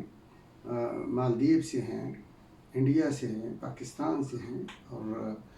بنگلہ دیش سے ہیں، ہمارے ساتھی ہیں، اور اسے جرمنی سے ہیں، ہر جگہ سے علماء ہمارے ساتھ کام کرتے ہیں۔ انہوں نے تو کبھی یعنی یہ نہیں کہا کہ اللہ کے رسول صلی اللہ علیہ وآلہ وسلم ہر جگہ حاضر ناظر ہے، یہ تو صرف بر صغیر کے علماء کہہ رہے ہیں، کبھی میں نے کسی سے نہیں سنا، مدینہ کے کسی بھی آپ دیکھیں یہ ممبر و محراب ہے، یہ اساس و بنیاد ہے، یہاں سے دین مدینہ کی سرزمین سے پوری دنیا میں پھیلا ہے۔ اور رسول اللہ صلی اللہ علیہ وآلہ وسلم نے فرمایا کہ جب ختم ہوگا تو جیسے سانپ اپنی بل سے نکلتا ہے اور اپنا رزق تلاش کرتا ہے اور واپس اپنی بل میں آتا ہے، تو فرمایا یہ دین جو پیور دین محمد الرسول اللہ صلی اللہ علیہ وسلم کے زبان اطہر سے پوری دنیا میں نشر ہوا ہے، پاکستان میں بھی گیا، انڈیا میں، بنگلہ دیش میں، امریکہ اور برطانیہ میں گیا ہے، تو وہ وہاں سے واپس سمٹ کر اپنی بل میں جیسے سانپ آتا ہے، دین بھی قیامت سے پہلے مدینہ کی سرزمین پر سکڑتا ہے۔ اس سرزمین کی دعوت کو آپ یعنی بالکل لوگوں کو اس سے ہٹا رہے ہیں اور اپنے اپنے جناب وہ سٹیج کی طرف مائل کر رہے ہیں۔ یہ آپ کے لیے بھی خیر نہیں، ان کے لیے بھی خیر نہیں۔ آپ سمجھتے مرنا نہیں ہے نا، آپ نے ہمیشہ زندہ رہنا ہے، اللہ سے آپ کا یعنی آمنا سامنا نہیں ہوگا، اللہ تعالیٰ آپ سے باز پرس نہیں کرے گا کہ آپ جھوٹ بول رہے ہیں، ابھی غلط بیان کر رہے ہیں۔ غور کریں، اللہ کے رسول صلی اللہ علیہ وسلم کو حاضر ناظر کہتے ہو۔ اللہ تعالیٰ نے اپنے بارے میں کبھی یہ نہیں کہا کہ میں ہر جگہ ہوتا ہوں یا میں ہر جگہ هو الاول والآخر والظاہر والباطن، یہ کہا کہ وہ اول بھی ہے، آخر بھی ہے، ظاہر بھی ہے، باطن بھی ہے، لیکن اس کی جو تعیین فرمائی ہے اپنی ذات کے بارے میں کہ اللہ کو تلاش کرنا پڑے، تو اس کی سمت کون سی ذکر ہے؟ ویسے تو فرمایا اینما تولوا فثم وجہ اللہ، اللہ کی ساری جہات ہیں، اللہ تبارک و تعالیٰ کسی جہت کا محتاج نہیں ہے، اللہ کسی سمت کا محتاج نہیں ہے، کیونکہ اللہ اکبر، سمجھیں، اللہ کو سمجھنے کی کوشش کریں، اللہ اکبر، اللہ ہر چیز سے بڑا ہے، ساری چیزیں چھوٹی ہیں۔ جس دنیا میں رہ کر آپ مناظرے کر رہے ہیں، یہ دنیا پوری دنیا میں پوری اللہ کی مخلوق ہے، اس میں بہت چھوٹی ہے۔ یہ آپ کی زمین اللہ کی کائنات میں، اللہ کی مخلوقات میں بہت چھوٹی ہے۔ آپ اس ایک چھوٹی زمین میں، پھر اس چھوٹی زمین کے اندر صرف بر صغیر ایشیا میں آپ رسول اللہ صلی اللہ علیہ وآلہ وسلم کے بارے میں یہ فتویٰ دے رہے ہیں۔ آپ سوچیں، رسول اللہ صلی اللہ علیہ وسلم اکیلے بر صغیر پاک و ہند کے لیے نہیں تشریف لائے۔ اللہ تعالیٰ فرماتے ہیں وَمَا أَرْسَلْنَاكَ إِلَّا رَحْمَةً لِّلْعَالَمِينَ، آپ پوری دنیا کے لیے تشریف لائے ہیں۔ اگر آپ کہتے ہیں حاضر ناظر، تو سوچ لیں ذرا، اللہ کے رسول صلی اللہ علیہ وسلم کو آپ بڑا خوش کر رہے ہیں، بڑی راحت اور سکون دے رہے ہیں نا پہلے، کہ ہر جگہ رسول اللہ صلی اللہ علیہ وسلم جائیں، ادھر جائیں، ادھر جائیں، ادھر جائیں۔ او کیا کر رہے ہیں آپ؟ اللہ کے نبی کے ساتھ پیار کر رہے ہیں۔ ذرا دیکھیں، ہمیں صرف مسلمان نہیں سنتے، ہمیں کافر بھی سنتے ہیں، دین کے دشمن بھی سنتے ہیں، اور وہ ہمارے طاق میں بیٹھے ہیں، دھاگ میں بیٹھے ہیں، وہ سننا، وہ دیکھنا چاہتے ہیں، ہمارے دین کی تکذیب کرنا چاہتے ہیں، ہمارے دین کو جھٹانا چاہتے ہیں۔ اب یہ کہو گے نا کہ نبی علیہ السلام ہر جگہ ہیں، حاضر ہیں، ناظر ہیں، کیسی بڑی بات آپ نے کہی؟ آپ کو پتہ نہیں کہ آپ لوگوں کو کیا سکھا رہے ہیں؟ اور جو چلو علماء تو کرتے ہوں گے، ان کو کوئی دنیا کا فائدہ ہے، جیسے اللہ پاک فرماتے ہیں لِيَشْتَرُوا بِهِ ثَمَنًا قَلِيلًا، ان کو تو کوئی نہ کوئی بینیفٹ ہوتا ہے جھوٹ بولنے کا، غلط بیانی کرنے کا، واہ ملتی ہے، نعرے ماشاءاللہ، جو جتنا بڑا جھوٹ سٹیج پر بولتا ہے اتنی زیادہ آواز بلند ہوتی ہے تائید کی، خوشامد کی، اتنے بڑے نعرے لگتے ہیں، اتنے بڑے ہاتھ اٹھتے ہیں ہمارے۔ مشکل یہ ہے کہ عوام الناس اپنا بیڑا غرق خود اپنے ہاتھوں سے، کہتے ہیں گھر کو آگ لگی گھر کے چراغ سے، اپنے ہاتھ سے پاؤں پہ خود عوام کو کلہاڑی مار رہی ہے۔ آپ خود ذرا ان سے پوچھئے کہ آپ کہہ رہے ہیں اللہ کے رسول صلی اللہ علیہ وسلم کو حاضر ناظر۔ تو میں نے عرض کی تھی کہ رسول اللہ صلی اللہ علیہ وآلہ وسلم نے جب اللہ تعالیٰ کے بارے میں ایک لونڈی سے پوچھا، جسے اس کے مالک نے تھپڑ مارا تھا، اور اللہ کے رسول صلی اللہ علیہ وسلم کے بعد پریشان ہو کے آگے کہتے یا رسول اللہ صلی اللہ علیہ وسلم، میں نے اس کو تھپڑ مارا ہے اور مجھے ڈر لگ رہا ہے کہ کل قیامت کے دن اس کی یہ جو ظلم کی داستان ہے، جب میرے نامہ اعمال میں اللہ کے روبرو ہوگی تو کہیں مجھے یہ لے نہ ڈوبے، مجھے اس کی پریشانی لاحق ہے۔ مجھے بتائیں کہ یہ جو میں نے اس بیچاری کو تھپڑ مارا ہے، لونڈی کو، اتنا چہرے پر، اس کا کوئی سد باب کروا دیں، اس کی معافی کا کوئی سسٹم ہو۔ تو آپ صلی اللہ علیہ وسلم فرمایا کہ اس لونڈی کو میرے پاس لائیں، میں اس کا انٹرویو لوں گا۔ تو آپ نے اس سے پوچھا، دیکھیں این اللہ، اللہ کے رسول بھی زمین پر کھڑے ہیں اور وہ لونڈی بھی زمین پر کھڑی ہیں، آپ صلی اللہ علیہ وسلم کے روبرو آپ کے سامنے کھڑی ہے، آپ اس سے پوچھ رہے ہیں کہ اللہ کہاں ہے؟ اللہ کے بارے، رسول اللہ علیہ وسلم کے بارے میں نہیں، اللہ کہاں ہے؟ یہ دیکھیں مالک الملک عالم الغیب، جس کے بارے میں اللہ فرماتے هو الاول والآخر والظاہر والباطن، اور جس کے بارے میں اللہ تعالیٰ فرماتے اینما تولوا فثم وجہ اللہ، جدھر بھی تم چہرہ کرو گے تمہیں اللہ کی سمت کا کوئی خوف خطرہ نہیں ہے، اللہ کا وہ ساری طرفیں اللہ کی ہیں، وہ اللہ جس کے بارے میں فرمایا اللہ اکبر، اتنی بڑی ذات ہے کہ ہر چیز سے بڑی ہے، وہ اللہ جس کے بارے میں اللہ قرآن کریم میں فرماتے ہیں والسماوات مطویات بیمینہ، ایک ہاتھ میں آسمان و زمین اللہ اسے پکڑے گا، ایک ہاتھ، اتنی بڑی ذات ہے وہ، اتنی بڑی ذات ہے، اس کے بارے میں سوال این اللہ، اللہ کہاں ہے؟ یہ شبہات چھوڑنے والوں، اللہ کے نبی کو حاضر ناظر کہنے والوں، نبی کی تعلیم تو سیکھو نا، نبی سے اگر واقعی محبت ہے اور اس کے بغیر ایمان ہمارا پورا نہیں ہو سکتا، نبی کے محبت کے بغیر ہماری نجات نہیں ہو سکتی، نبی کی محبت کے بغیر اللہ بھی ہمارا کوئی عمل قبول نہیں کرے گا، میں مانتا ہوں، لیکن نبی کی بات تو مانو نا، نبی علیہ السلام فرماتے من اطاعنی فقد احبنی، جو میری بات مانتا ہے وہی میرے ساتھ پیار کرتا ہے۔ تو آپ پوچھ رہے ہیں، کیوں پوچھا یہ آپ نے؟ اس بات کو حضرت عائشہ یا خدیجہ یا دیگر صحابہ نے ان احادیث میں یعنی نسل در نسل جیل انجیل ہم تک کیوں پہنچایا ہے؟ آپ سمجھتے ہیں کہ یہ قصہ نعوذ باللہ فالتو ہے اسلام میں، بیکار ہے، بس اس لونڈی کی حد تک اس کے انٹرو کی حد تک یعنی یہ محدود ہے؟ نہیں بھائی، ہمارے لیے تعلیم ہے، قیامت تک آنے والے جتنے بھی انسان ہیں ان کی رہنمائی کا ایک بہترین اصول ہے،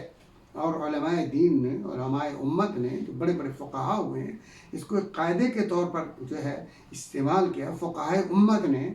مجتہدین کی جماعت نے، کہ جب بھی وہ اللہ تبارک و تعالیٰ کے بارے میں کہ اللہ کہاں ہے یہ ڈھونڈنا چاہتے ہیں، تو یہ حدیث سامنے یہ قصہ بیان کرتے ہیں کہ اس لونڈی نے رسول اللہ صلی اللہ علیہ وسلم کے سامنے یہ جواب دیا تھا فی السماء، کہ اللہ آسمانوں پر ہے، یہ فی بمعنی علی ہے۔ کبھی یہ مسئلہ سن کر مولوی کوئی بھی ہمارے کسی مسلمان بھائی سادہ کو دھوکہ دینے کے لیے کہہ سکتا ہے کہ یہ تو فی السماء، فی کا معنی میں، اور مولوی حافظ صاحب مدینہ سے علا کا معنی کر رہے ہیں، بھائیوں فی بمعنی علا بھی آتا ہے، ٹھیک ہے میرے بھائی؟ تو اس لیے رسول اللہ صلی اللہ علیہ وآلہ وسلم کو اس لونڈی نے جو زمین پر کھڑی ہے اس کو کیوں نہیں اس نے کہا ادھر ہے اللہ تعالیٰ ادھر ہے، ہمارے پاس ہیں، یہ کیوں نہیں کہا؟ کیوں کہا فی السماء؟ کیونکہ وہ سن چکی ہے اس سے پہلے الرحمن علی العرش استوى، الرحمن علی العرش استوى، کہ رحمان عرش پر مستوی ہے۔ تو رسول اللہ صلی اللہ علیہ وآلہ وسلم نے دوسرا سوال کیا من انا، میں کون ہوں؟ اس نے کہا رسول اللہ، آپ اللہ کے رسول اور پیغمبر ہیں۔ ان دو صحیح اور کریکٹ جوابوں کی وجہ سے نبی مکرم صلی اللہ علیہ وآلہ وسلم نے یہ فیصلہ کیا کہ اعتقھا فانھا مؤمنہ، یہ ہے مومن، یہ ہے مسلمان، آپ اسے آزاد کر دیں۔ تو بھائیو، جب اللہ تعالیٰ اپنی قدرت کاملہ کے ذریعے، اپنی منشا اور مراد کے ذریعے، اپنی مشیت کے ذریعے اپنا ہر کائنات کی ہر چیز پر بالادست ہے، اس کا جو ہے کنٹرول ہے، وہ ہر چیز کو گھیرے ہوئے ہے، لیکن وہ اس کی سمت کیا ذکر کی اللہ نے قرآن مجید میں؟ عرش استویٰ، عرش پر مستوی ہے۔ اب آپ کہیں گے یعنی اس سے پہلے شبہات چھوڑتے ہیں، اللہ المستعان، کیفے جرت کرتے ہیں مولوی، مجھے سمجھ نہیں آتی، انہیں اللہ کا ڈر نہیں ہے یا ان کو پتہ نہیں ہے پھر وہ فتویٰ نہ دیں، پھر وہ ممبر و محراب پر اس بات کو نشر نہ کریں۔ اگر علم نہیں ہے تو وہ معافی مانگے، توبہ کریں، اگر علم ہے تو چھپاتے کیوں ہیں؟ آپ کو پتہ ہے علم چھپانے سے جہنم کی لگام آئے گی، گمراہ کرنے سے آپ کو کیا ملے گا؟ ایک دن یہ پھونک نکل جائے گی، آپ کی روح قبض ہو جائے گی، آپ مریں گے۔ اتنے لوگوں کے ہاتھ ہوں گے جن لوگوں کو آپ نے گمراہ کیا ہو، آپ کے اسٹیج پر، آپ کے ممبر پر، آپ کے سامنے جانتے ہو کتنے لوگ سامعین ہوتے ہیں۔ پھر آپ ان جو وسائل النقل ہیں، یہ فیس بک ہے، ٹویٹر ہے، یا میڈیا کے دیگر جو ذرائع ہیں، خواہ وہ یعنی واٹس ایپ ہو یا یوٹیوب ہو، آپ جانتے پوری دنیا میں آپ کا مسئلہ نشر ہو رہا ہے۔ آپ جو بیان کرتے ہیں اور لوگ اس سے ہو سکتا ہے ایک بھی عمل کر لے، اور آپ نے جھوٹ بولا ہو، آپ کے غلط بیان کی وجہ سے وہ جھوٹ منسوب ہو اللہ کی طرف، یا وہ جھوٹ منسوب ہو رسول اللہ صلی اللہ علیہ وسلم کی طرف، غلط کہہ دیں، آپ کو پتہ ہے کل قیامت کے دن آپ کا گریبان ہوگا اور ان سارے لوگوں کا ہاتھ ہوگا۔ آپ کو کیا ملا؟ کیا ملنے والا ہے؟ آپ کو پتہ نہیں ہے تو آپ نہ کہیں، اگر پتہ ہے تو جرات کریں، حق بات کے ساتھ اس کی تائید کریں۔ تو رسول اللہ صلی اللہ علیہ وسلم نے، آپ کہتے ہیں نا الرحمن عرش استوا، اللہ عرش پر ہے، لونڈی نے کہا فی السما، اللہ عرش پر ہے، رسول اللہ صلی اللہ علیہ وسلم نے اس کو مانا، اس کو قبول کیا، یہ نہیں کہا کہ نہیں تم جھوٹ بول رہے، کیونکہ رسول کی ذمہ داری ہے، پیغمبر کی حیثیت یہ ہے، مقام مرتبہ یہ ہے کہ اگر ان کے سامنے ایک ذرہ برابر بھی کوئی غلطی کرتا ہے تو وہ اس کو فوراً اس کا انکار کرے گا۔ ہمیں بھی کہا من رآ منکم منکرا فلیغیرہ بیدہ، تم نے بھی برائی دیکھ کر چپ نہیں کرنا، اس کو بھی روکنا ہاتھ سے یا زبان سے یا دل سے برا جاننا۔ تو آپ نے تو اس کو یعنی مومن کا فتویٰ دیا اور اسے کہا کہ آزاد کر دو، تو آپ کہیں گے کہ عرش جو ہے وہ اللہ عرش پر ہے، کیسے کنٹرول کرتا جانتے ہو؟ اللہ تعالیٰ آیت الکرسی میں کیا فرماتے ہیں؟ واسع کرسیہ السماوات والارض، اللہ کی جو کرسی ہے وہ آسمان و زمین سے بڑی ہے۔ وسیع اس چیز کو کہتے ہیں کہ آپ کی جس چیز کو وہ پہنائی جائے وہ ساری کو وہ اپنے اندر سما لے، وہ وسیع ہوتی ہے۔ قصیر وہ ہوتی ہے کہ جو پوری نہ آئے، اس کا کچھ حصہ اس سے باقی رہ جائے۔ وسیع وہ ہوتی ہے جو اس کے سب کو ڈھانپ لے، جس کے لیے اس کو بنایا گیا۔ تو واسع کرسیہ السماوات والارض، یہ صرف پاکستان کا نہیں کہا، برصغیر ایشیا کی بات نہیں ہو رہی۔ السماوات والارض، 7 آسمان 7 زمینوں کو سب کو فرمایا کہ وہ ان سب سے ان کو ڈھانپے ہوئے ہے، اس کے ہر چیز اندر ہے، وہ ان تمام چیزوں سے بڑی۔ صرف کرسی، اور کرسی وہ نہیں ہے جو ہمارے ہاں بیٹھنے والی جس پر میں بیٹھا ہوں یا آپ علماء تشریف فرما ہوتے ہیں تقریر کر رہے ہو، تو وہ کرسی نہیں ہے۔ اللہ تبارک و تعالیٰ کی جو کرسی ذکر کی جا رہی ہے وہ مقام مبارک ہے جس پہ جو ہے پاؤں رکھے جاتے ہیں، پاؤں رکھے جاتے ہیں، اس جگہ کو کرسی کہتے ہیں عربی میں۔ اور یہ آیت الکرسی میں بھی وہی کرسی ذکر ہوئی، آپ پڑھ لیں بھائی۔ آپ میری بات اگر نہیں ہے نا تو کوئی بات نہیں، نئی بات آدمی سنتا ہے تو ایک بار جو ہے وہ آدمی کو جھٹکا لگتا ہے اور آدمی پریشان بھی ہوتا ہے۔ تو آپ لوگ جو ہے پریشان نہ ہوں، آپ آیت الکرسی کھول لیں اپنے گھروں میں۔ عرب لوگ ماشاءاللہ جو پڑھے لکھے ہیں ویسے عربی تفسیریں پڑھیں، اور جو عربی نہیں سیکھے ہوئے وہ جو بھی اپنی مرضی کا ترجمہ اس کو پڑھیں، اور وہاں دیکھیں کہ کرسی کس کو کہا گیا۔ اب ایک کرسی ہے اور پھر عرش ہے، وہ کرسی کی کتنی بڑی آسمان و زمین سے، خود رسول اللہ صلی اللہ علیہ وسلم نے فرمایا ہے کہ کائنات آسمان و زمین اور کرسی کے مقابلے میں ایسے ہیں جیسے ایک آپ کے ہاتھ کا انگوٹھی کا جو چھلا ہے وہ کسی بہت بڑے جنگل میں، غابہ جو دنیا کا سب سے بڑا جو ہے وہ ہو، جو جنگلات یا جنگل ہو، بہت بڑا جنگل ہو جیسے افریقہ کے جنگل ہیں، اور بڑے سے بڑا جو آپ کو آپ کے علم میں، بساط میں، پہنچ میں ہے، اپنے ہاتھ کی انگوٹھی میں پھینک دیں تو اس جنگل کے مقابلے میں آپ کی انگوٹھی کی حیثیت جو ہے وہ اس کرسی کے مقابلے میں آسمان و زمین کی حیثیت۔ پھر آگے جو اللہ کا عرش ہے، اس عرش کے مقابلے میں اس کرسی کی حیثیت ایسے ہے جیسے وہ چھلا جنگل کے مقابلے میں ہے۔ تو دیکھیں پھر عرش اللہ تعالیٰ اس عرش سے ہر چیز سے بڑا ہے. تو کبھی کبھی چونکہ اللہ تعالیٰ نے ہمیں ایڈوانس سمجھا دیا قرآن کریم کے ذریعے، لا تضربوا للہ الامثال لیس کمثلہ شیء السمیع البصیر، کہ اللہ تعالیٰ کے لیے مثالیں بیان نہ کیا کرو، کیونکہ اللہ کی مثل کوئی چیز ہی نہیں. کچھ لوگ آپ کو یہ بھی انہیں اسٹیجوں پر، ممبروں پر، نہ خلف اور نہ بلد اور نہ دان اور کم مائک کم علم لوگ، یا علم ہے اور شبہات کا شہوات کا شکار ہیں، وہ مولوی کہتے ہیں کہ دیکھو جی اسٹیج پر، اسکرینوں پر، ہمارے ٹیلی ویژن پر آتا ہے، بڑے دھڑلے سے بیان کرتے ہیں اور ان کو بڑا یعنی لائٹوں سے سجایا جاتا ہے، بڑے واضح کیا جاتا ہے، اس پہ بڑے پیسے خرچ کیے جاتے ہیں، اس کو بڑا پروموٹ کیا جاتا ہے. کرنے والے کون ہیں؟ اللہ عالم. یہ میں نہیں کہتا کہ وہ مسجد نبی کا محراب ہے یا خانہ کعبہ کا ممبر ہے، لا ایسا نہیں ہے. ہمارے ملک کے لوگ ہوتے ہیں، اسی اسٹیج پر گانا بجانا بھی چلتا ہے، اسی اسٹیج پر عریانیت بھی ہوتی ہے، اسی اسٹیج پر اسلام کے خلاف بھی جو ہے وہ ہوتا ہے، اسلام کے برعکس اینٹی اسلام بھی پروگرام ہوتے ہیں، اسی پہ علماء کو لاتے ہیں، علماء بھی اینٹی ہوتے ہیں، ایسے علماء جو جھوٹ بولتے ہیں. اس نے کہا جی دیکھیں چیز جو اوپر ہوتی ہے وہ بیٹھنے والی، وہ نیچے بڑی ہوگی تو اوپر بیٹھے گی. تو نعوذ باللہ وہ یہ ثابت کرنا چاہتے ہیں کہ عرش جو ہے تو وہ تو اللہ سے چھوٹا ہوا، تو اللہ کیسے اس پر بیٹھ گیا؟ نعوذ باللہ من ذالک. اللہ کے لیے جو عقل کے گھوڑے ہیں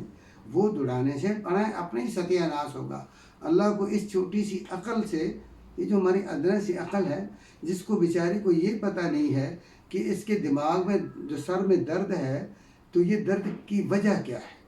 اس بیچارے کو، اس عقل کو اتنا پتہ نہیں ہے کہ اس کے جو آنکھ ہے، اس کی جو بینائی ہے، اس کا کیا حل ہے. اس کو یہ پتہ نہیں ہے بیچارے کو کہ اس کے پیٹ میں درد ہو رہی، پیٹ اپنا ہے، نظر بھی آ رہا ہے، لیکن اندر درد کس وجہ سے. اس کو ایکس رے کروانے پڑتے ہیں، اس کو جو ہے وہ کیا ہوتے ہیں مختلف یعنی الٹرا ساؤنڈ وغیرہ، اور آج بھی تو اور بہت سارے آئی آر ایم یا اور بھی وسائل ہیں اس کے پیٹ کے اسپیئر پارٹ کو چیک کرنے کے لیے کہ یہ تکلیف کیوں ہیں، کس وجہ سے. خون کے اندر آپ کے شوگر بڑھی ہوئی ہے، خون کے اندر کولیسٹرول مکس ہو گیا ہے. آپ کی عقل اتنی نہیں کہ آپ کو پتہ ہو میرے جسم کے اندر کون سی جو ہے وہ چیز زیادہ بڑھنا شروع ہو گئی ہے تاکہ میں کنٹرول کروں یا اس پہ. تو محال حال آپ اللہ کو، اتنی بڑی ذات کو جو ہے وہ اپنی عقل کے پہچاننے کے لیے تو گمراہی بقیہ تھا. تو اس لیے اللہ تبارک و تعالیٰ نے جو کہہ دیا ہے استواءہ معلوم، علماء نے آپس میں پھر یہ بات چیت کی کہ آخر اللہ تبارک تعالیٰ کے بارے میں کون سا ایسا طریقہ ہو جو لوگوں کے ایمان کی ضمانت اور گارنٹی ہو کہ وہ اللہ کے بارے میں جب بھی گفتگو کریں تو اللہ کی پہچان کا یا اللہ کے تعارف کا کوئی اگر لیکچر دے یا لوگوں کو سمجھائے تو کس چیز کا خیال رکھا جائے. تو کہا کہ اللہ تبارک و تعالیٰ کی جو ہے صفات جتنی بھی اللہ کی ہیں وہ معلوم ہیں اور ان کی کیفیت کا پتہ نہیں ہے. اللہ کی صفات کی کیفیت کا اللہ کو پتہ کیسے ہیں، اور اس کے بارے میں سوال کرنا بدعت ہے. سوال کرنا وہ کیسے ہے، اللہ کیسے مستوی ہے. استواءہ معلوم، الکیف مجہول، الایمان بہ واجب والسؤال عنہ بدعہ. کہا کہ اللہ کا عرش پر مستوی ہونا تو اللہ کے رسول نے بتا دیا، قرآن نے بتایا، اور اس پر ایمان لانا ہم پر ضروری ہے. وہ کیسے ہے یہ پتہ نہیں ہے. سوال کرنا یہ جو ہے وہ بدعت ہے اور یہ گمراہی ہے. تو لہذا جب اللہ تبارک و تعالیٰ نے یعنی اپنی سمت کا ذکر کیا اور یہ بھی کہا کہ جب زمین آسمان نہیں تھی، پانی پانی تھا، اس وقت اللہ کا عرش پانی پر تھا. پھر اللہ تعالیٰ نے زمینیں بنائی اور عرش اپنے پر جو ہے وہ اپنی کرسی مبارک لے گیا. تو یعنی اللہ تعالیٰ نے کبھی بھی اپنے بارے میں نہیں کہا کہ حاضر ناظر، حالانکہ وہ سب چیزوں سے بالا تر ہے، اس کا ہر چیز پر ایسا کنٹرول ہے، وہ ہر چیز سے بڑا ہے. قادر علی کل شیء، محیط کل شیء، ہر چیز کو گھیرے ہوا ہے، یعنی اس کے لیے بھی ایسا کہنا کہیں ثابت نہیں. تو آپ نے رسول اللہ صلی اللہ علیہ وسلم کو کہہ دیا کہ وہ حاضر بھی ہے. کہاں حاضر ہے؟ آپ تو صرف اپنے پاکستان کے اسٹیجوں کی بات کرتے ہیں نا، بھول جاتے ہیں نا کہ کتنے لاکھوں لوگ یہاں مدینہ تو رسول صلی اللہ علیہ وسلم میں روضہ رسول کی زیارت کر رہے ہیں۔ کس لیے کر رہے ہیں؟ کہتے ہیں کہ ہم رسول اللہ صلی اللہ علیہ وسلم پر جو ہے آپ کی قبر مبارک کی زیارت کریں گے اور آپ پر صلاۃ و سلام پڑھیں گے۔ تو اگر آپ نے پاکستان میں منگوا لیا رسول اللہ صلی اللہ علیہ وسلم کو، جیسے آپ لوگوں نے یہ بھی دھوکہ دیا لوگوں کو اسٹیج سے، دم بدم پڑھو درود حضور بھی ہے یہاں موجود، جھوٹ بولا نا آپ نے، ڈر نہیں ہے آپ کو، اللہ کا خوف نہیں ہے، اتنا بڑا فراڈ۔ یعنی ایک عالم دین قرآن اور حدیث کو سینے میں رکھنے والا، مرنے کا خوف ہو، اللہ کے سامنے حاضری کا روبرو پیشی کا ڈر ہو، پھر وہ کہے گا کہ دم بدم پڑھو درود حضور بھی ہیں یہاں موجود۔ یعنی پاکستان گئے ہوئے ہیں تو یہاں کیا ہے؟ تو یا اگر آپ یہ سمجھتے ہیں مثلا کہ رسول اللہ صلی اللہ علیہ وسلم ایک نہیں ہے، کئی رسول ہیں، کئی رسول ہیں، پھر تو آپ کہہ سکتے ہیں کوئی بات نہیں، ٹھیک ہے، ایک رسول آپ کے اسٹیج پر ہوگا، ایک رسول جو ہے وہ آپ کے پڑوسیوں کے اسٹیج پر ہوگا، بنگلہ دیش میں کئی ہوں گے، انڈیا میں کئی ہوں گے، پاکستان ظاہر ہے اکیلا پنجاب نہیں ہے، سندھ بھی ہے، بلوچستان بھی ہے، کراچی وغیرہ سب اتنے بڑے بڑے ماشاءاللہ اسٹیج ہوتے ہیں، اور بیک وقت یعنی اسٹیج لگے ہوتے ہیں۔ تو آپ اس کا مطلب یہ ہے کہ آپ کئی رسول سمجھتے ہیں، ایک تو نہیں سمجھتے، کئی آپ کے جسم سمجھتے ہیں۔ اگر آپ سمجھتے ہیں کہ نہیں رسول اللہ صلی اللہ علیہ وآلہ وسلم جو ہے کہ آپ جو ہے وہ جسمانی طور پر نہیں روحانی جاتے ہیں، اگر آپ روح کھینچ کے کہیں لے جاتے ہیں تو یہاں والے جو مدینے والے وہ کیا بیچارے کریں گے؟ اور جو اعلیٰ علیین میں جو اللہ تعالیٰ کے نبی صلی اللہ علیہ وسلم نے فرمایا ہے، قرآن مجید میں بھی یہ بات ہے کہ جو نیک لوگ ہوتے ہیں ان کی روحوں کو اعلیٰ علیین میں رکھا جاتا ہے، اور جو بد لوگ ہوتے ہیں ان اسفل سافلین میں رکھا جاتا ہے۔ تو کیا خیال ہے آپ کا، رسول اللہ صلی اللہ علیہ وسلم کی روح کو آرام نہیں کرنے دیں گے ابھی اس انعام یافتہ جگہ پہ، ان کی ریسٹ کی بنائی ہوئی جگہ پہ؟ ساری زندگی رسول اللہ صلی اللہ علیہ وآلہ وسلم نے اس دنیا کے بارے میں فرمایا دنیا سجن المؤمن، کہ مومن کے لیے قید خانہ ہے، اس دنیا میں گھسیٹتے رہیں گے جو جیل ہے۔ سب سے زیادہ نیک، سب سے بڑے اللہ کے ولی، سب سے ایمان والے، سب سے ہر چیز پر ٹاپ پر جو اگر ہیں تو وہ محمد الرسول اللہ صلی اللہ علیہ وسلم ہے۔ تو جیل تو ان کے لیے بڑی تھی یہ دنیا، آپ اس دنیا میں خوش نہیں تھے،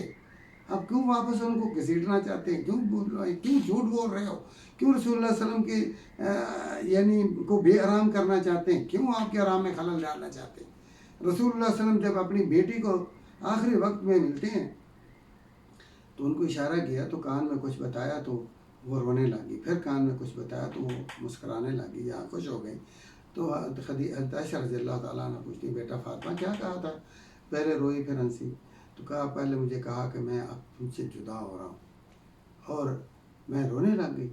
پھر مجھے کہا کہ میرے بچے ہیں، میرا آل ہے، میرا اہل و عیال ہیں، میرے خاندان ہے، اس میں سب سے پہلے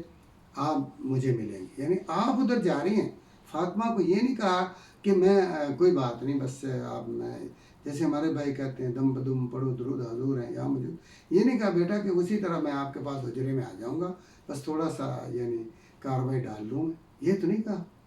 آپ نے کہا کہ آپ میرے پاس آئیں گے، میں نہیں آؤں گا۔ جب رسول اللہ صلی اللہ علیہ وسلم کے صحابہ رو رہے تھے اسی مسجد نبوی میں، جو آتے ہیں میرے پیارے بھائی، اللہ آپ سب کو حرم دیکھنا نصیب فرمائے، اللہ کے نبی صلی اللہ علیہ وآلہ وسلم کا شہر اور آپ کی مسجد کا بر مبارک اور حرمین اور مکہ بیت اللہ خانہ کعبہ دیکھنا۔ اب جب آئیں گے نا، اب دیکھیں گے کہ رسول اللہ صلی اللہ علیہ وسلم کی یہ مسجد جو آپ کے گھر کے بالکل صاف تھی، جب صحابہ آپ کی بیماری کے بارے میں سن کے بڑے دور دراز سے اکٹھے ہو گئے اور مسجد میں رونے کی اور غم کی صدائیں بلند ہو رہی ہیں، پریشانی کا جو ہے وہ عالم ہے، تو آپ صلی اللہ علیہ وآلہ وسلم نے پوچھا کہ کیوں رو رہے ہیں، یہ آواز کس چیز کی ہے؟ کہا کہ صحابہ آپ کی بیماری سے خوف زدہ ہیں اور رو رہے ہیں،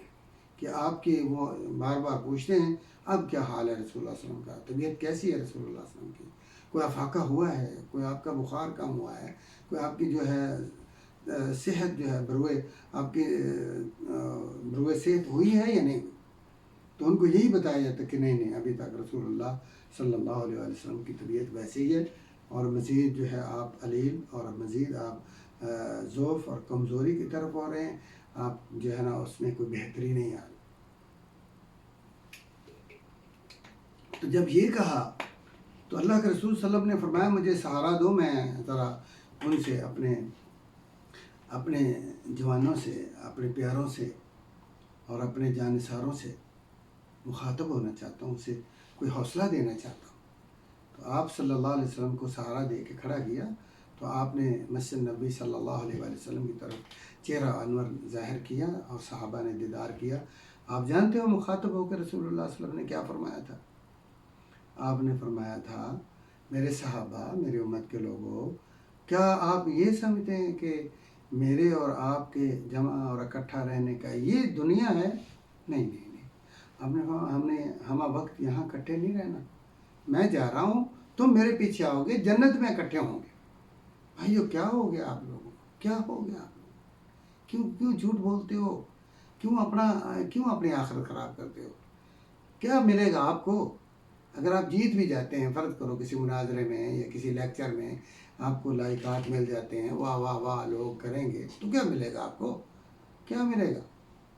کیا فرق پڑنے والا ہے؟ یہ سب ختم ہو جائے گا۔ جو ہی آپ کی خدا کا قسم یہ روح قبض ہوگی نا، تو آپ کو آگے خلاص جواب دینا ہوگا ان اپنے جو آپ نے مفروضے چھوڑے ہیں،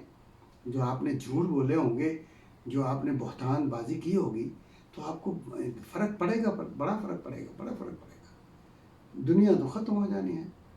یہ تو سب دوسرے کے مرید ہو جائیں گے، پھر اس کے نعرے لگائیں گے، آپ کی قبر پہ نعرے تو نہیں لگیں گے۔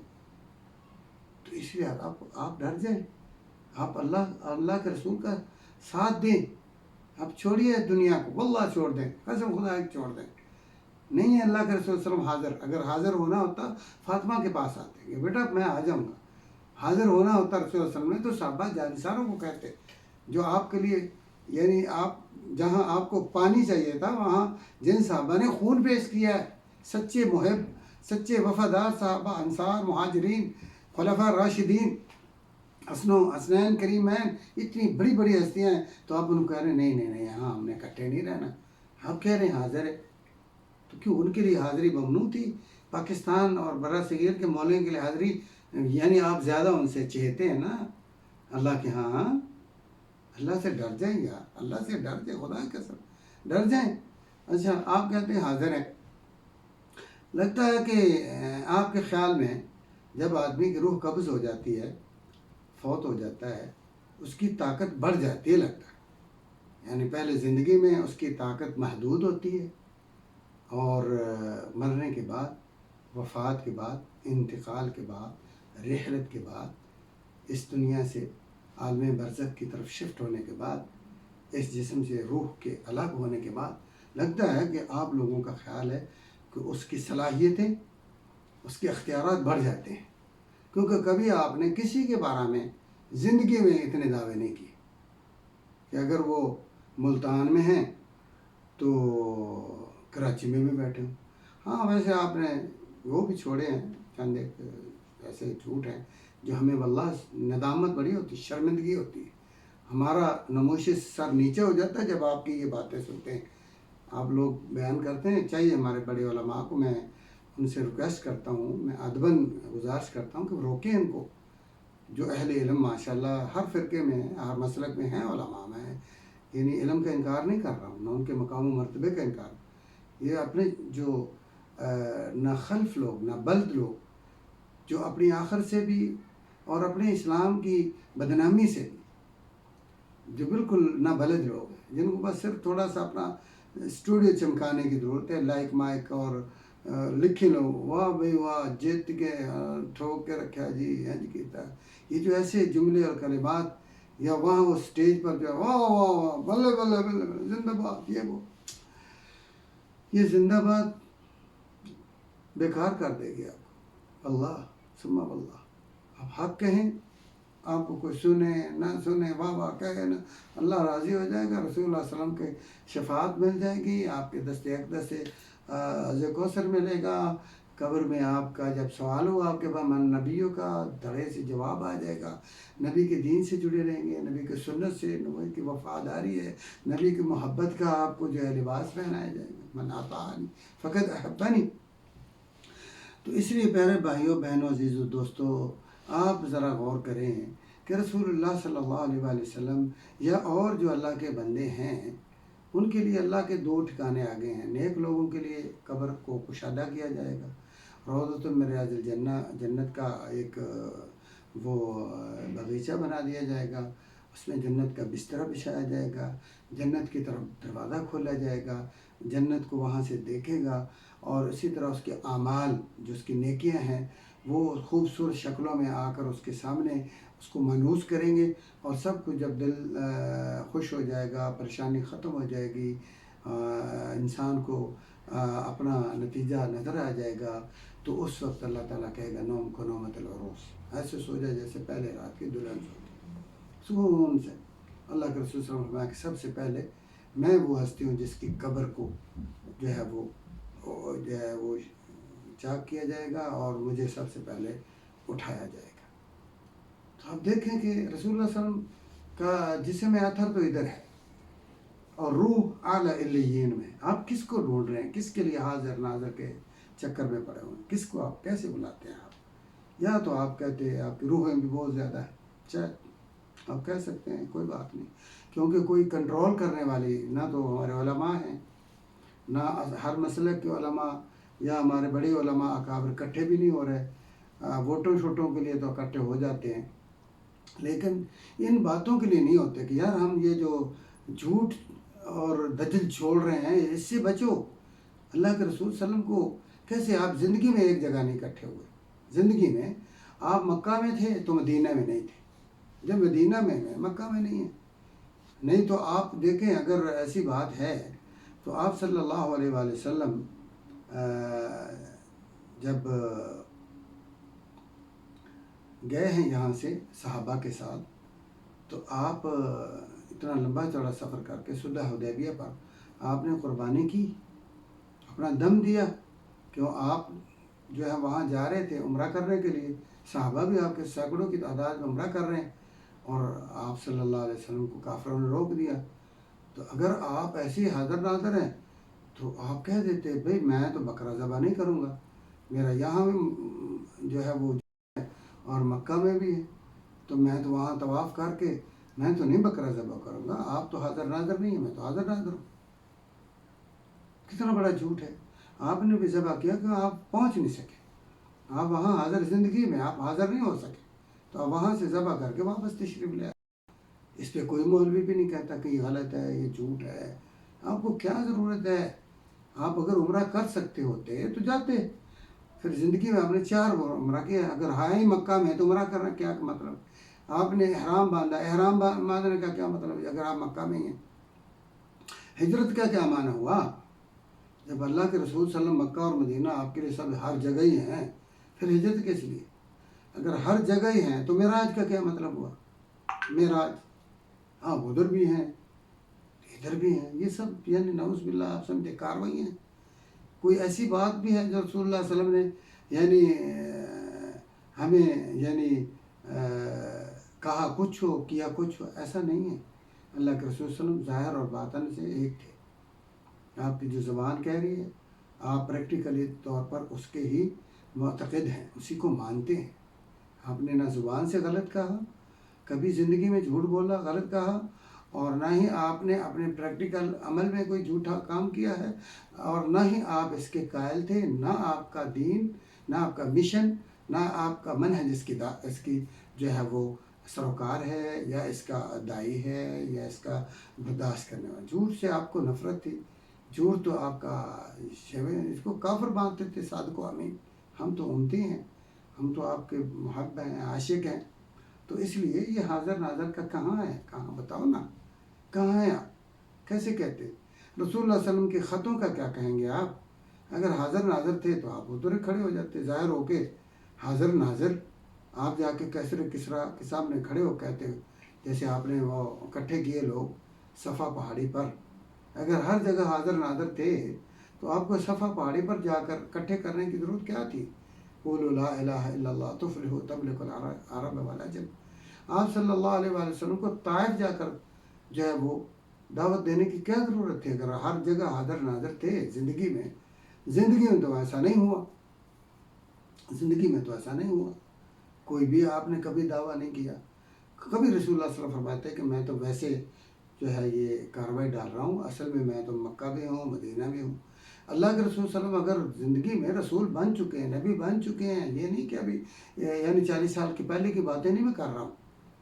ہجرت کا اللہ تعالیٰ نے خواب میں مقام دکھایا ہے مدینہ، آپ نے مدینہ دیکھا نہیں تھا پہلے، خواب میں۔ خواب کا کیا مطلب ہوا؟ اگر حاضر ناظر ہیں رسول اللہ، خواب کی تو حیثیت ختم ہو جاتی۔ کیسے آپ کیوں کہہ رہے ہیں آپ؟ کیوں غلط لوگوں کو کیوں گمراہ کرتے ہیں؟ ڈرو یار، اللہ سے ڈرو یار، ڈرو، خدا کی قسم ڈر جائے یار، اللہ کی قسم اللہ سے ڈر جاؤ۔ ان بیچاروں کو، ان عوام الناس سادہ لوگوں کو جو آپ کے معتقدین ہیں، جو آپ سے محبت کرتے ہیں علم کی وجہ سے، آپ کے سینے میں قرآن اور حدیث سمجھتے ہیں، خدا کی قسم جس کو پتہ چلتا ہے نا کہ آپ یہ جھوٹ بول دیتے ہیں، ان کو حق اللہ تعالیٰ جب اشکارا کر دیتا ہے، اللہ قسم آپ کے لیے بد دعائیں کرتا ہے،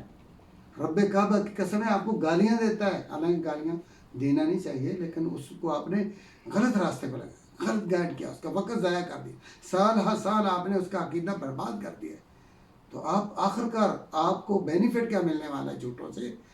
مر جائیں گے، پھنس جائیں گے آپ۔ تو لہذا میں عوام الناس کو بھی کہتا ہوں کہ حاضر ناظر والا رسول اللہ صلی اللہ علیہ وسلم کے لیے کہیں بھی کوئی ذکر نہیں، کوئی بھی ذکر ہو، ساری دلائل آپ کے سامنے ہیں۔ دلائل تو میں تب دوں گا نا جب آپ کو پتہ نہ چلے، اب موٹی موٹی چیزیں آپ کے سامنے کہ جب اللہ کے رسول مکہ میں موجود ہیں تو مدینہ میں نہیں ہیں۔ آپ نے ساتھ عبداللہ بن اریقط کو کیوں لیا ہے؟ راستہ دکھانے کے لیے، اس کو کرایہ دیا گیا ہے،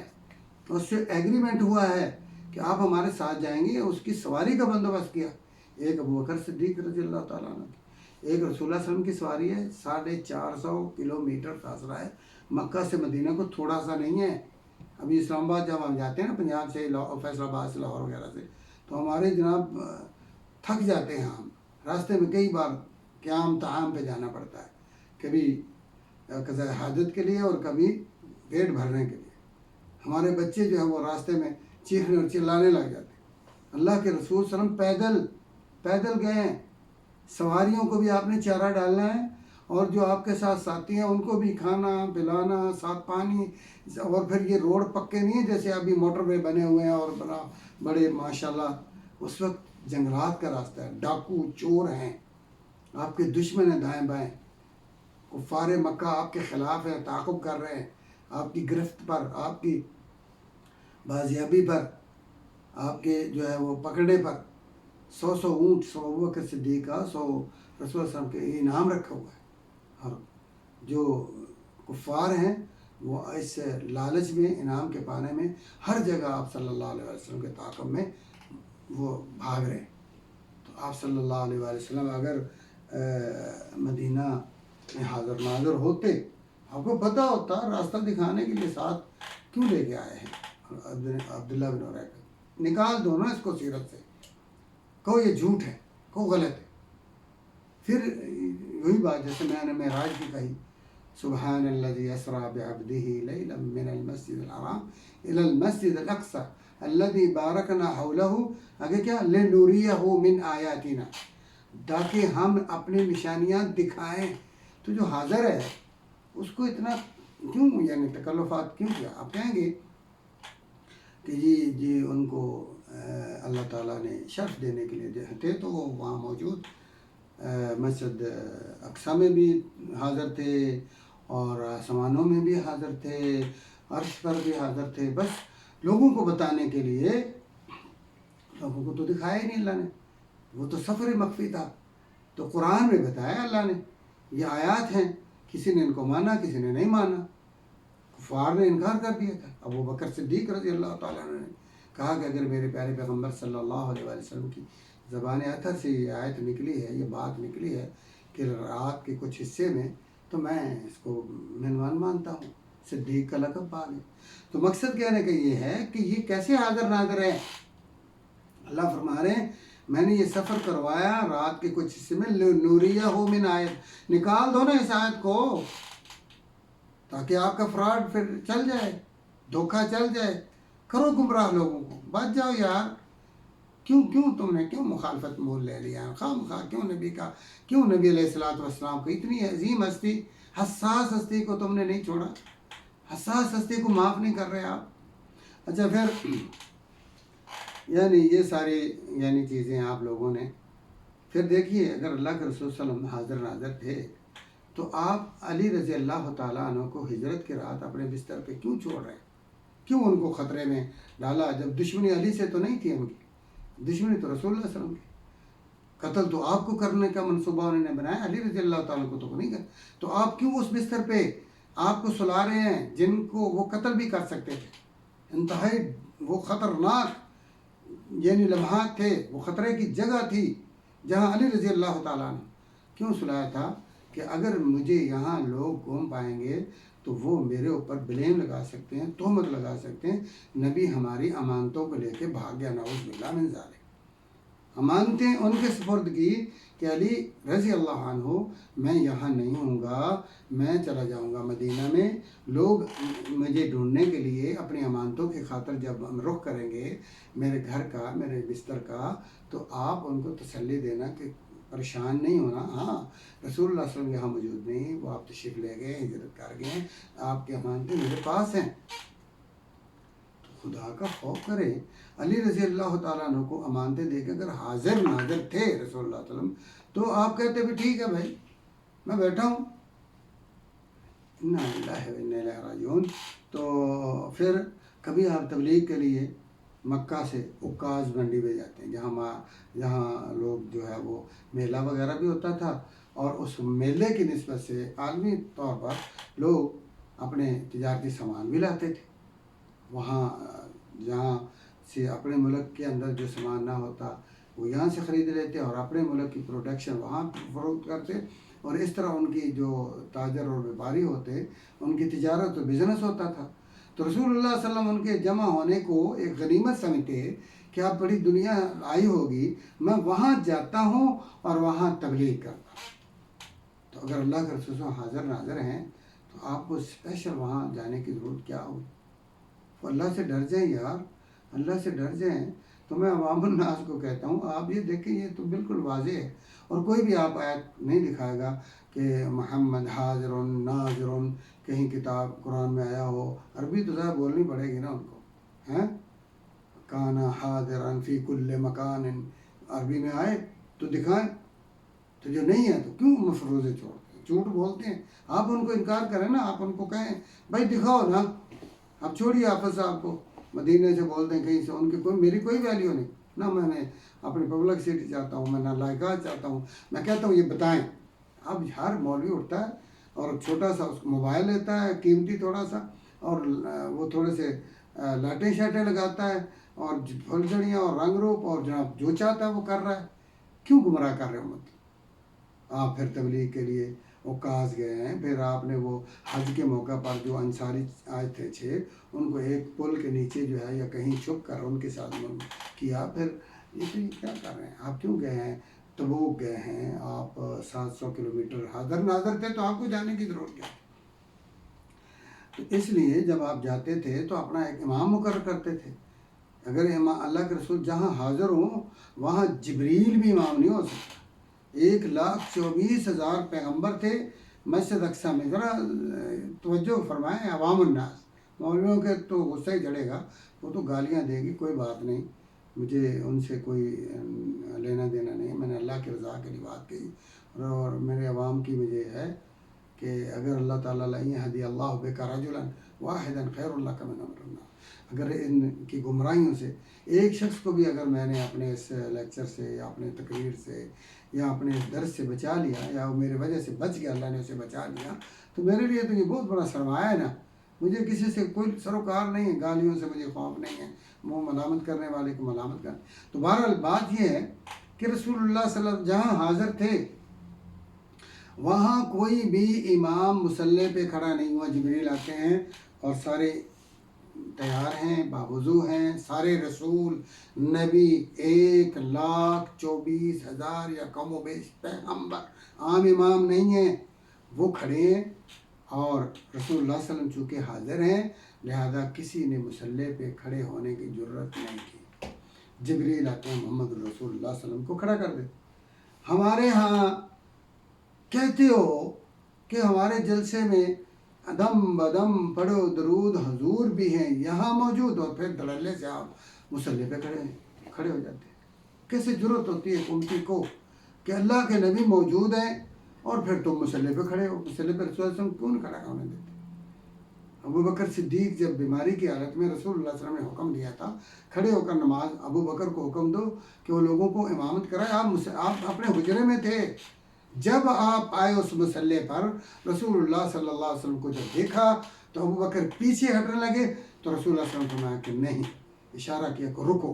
آپ انہی کے بازو میں بیٹھ جاتے ہیں۔ بیٹھ کر آپ چونکہ کھڑے نہیں ہو سکتے تھے بیماری کی وجہ سے، کمزور تھا بدن، اتنی طاقت ہمت نہیں تھی کھڑے ہونے کی رسول اللہ صلی اللہ علیہ وسلم کی، تو آپ صلی اللہ علیہ وسلم بیٹھ گئے ہیں، اور آپ کی قیادت میں امامت میں ابو بکر صدیق اور ابو بکر کے پیچھے جو ہے وہ باقی مقتدی جو ہے وہ رکوع سجدہ کر رہے ہیں۔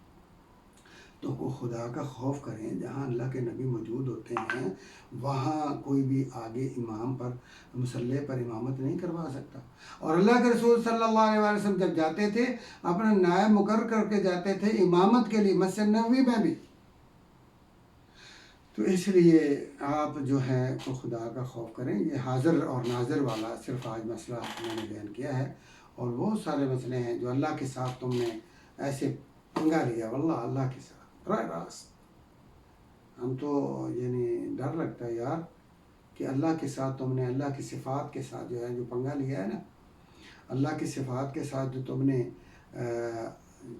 چھیڑ چھاڑ کر دی ہے نا، بڑا مسئلہ خراب ہے، بڑا خراب مسئلہ ہے۔ اور اللہ کے نبی صلی اللہ علیہ وسلم کے ہر جگہ نہ ہونے سے آپ کی کوئی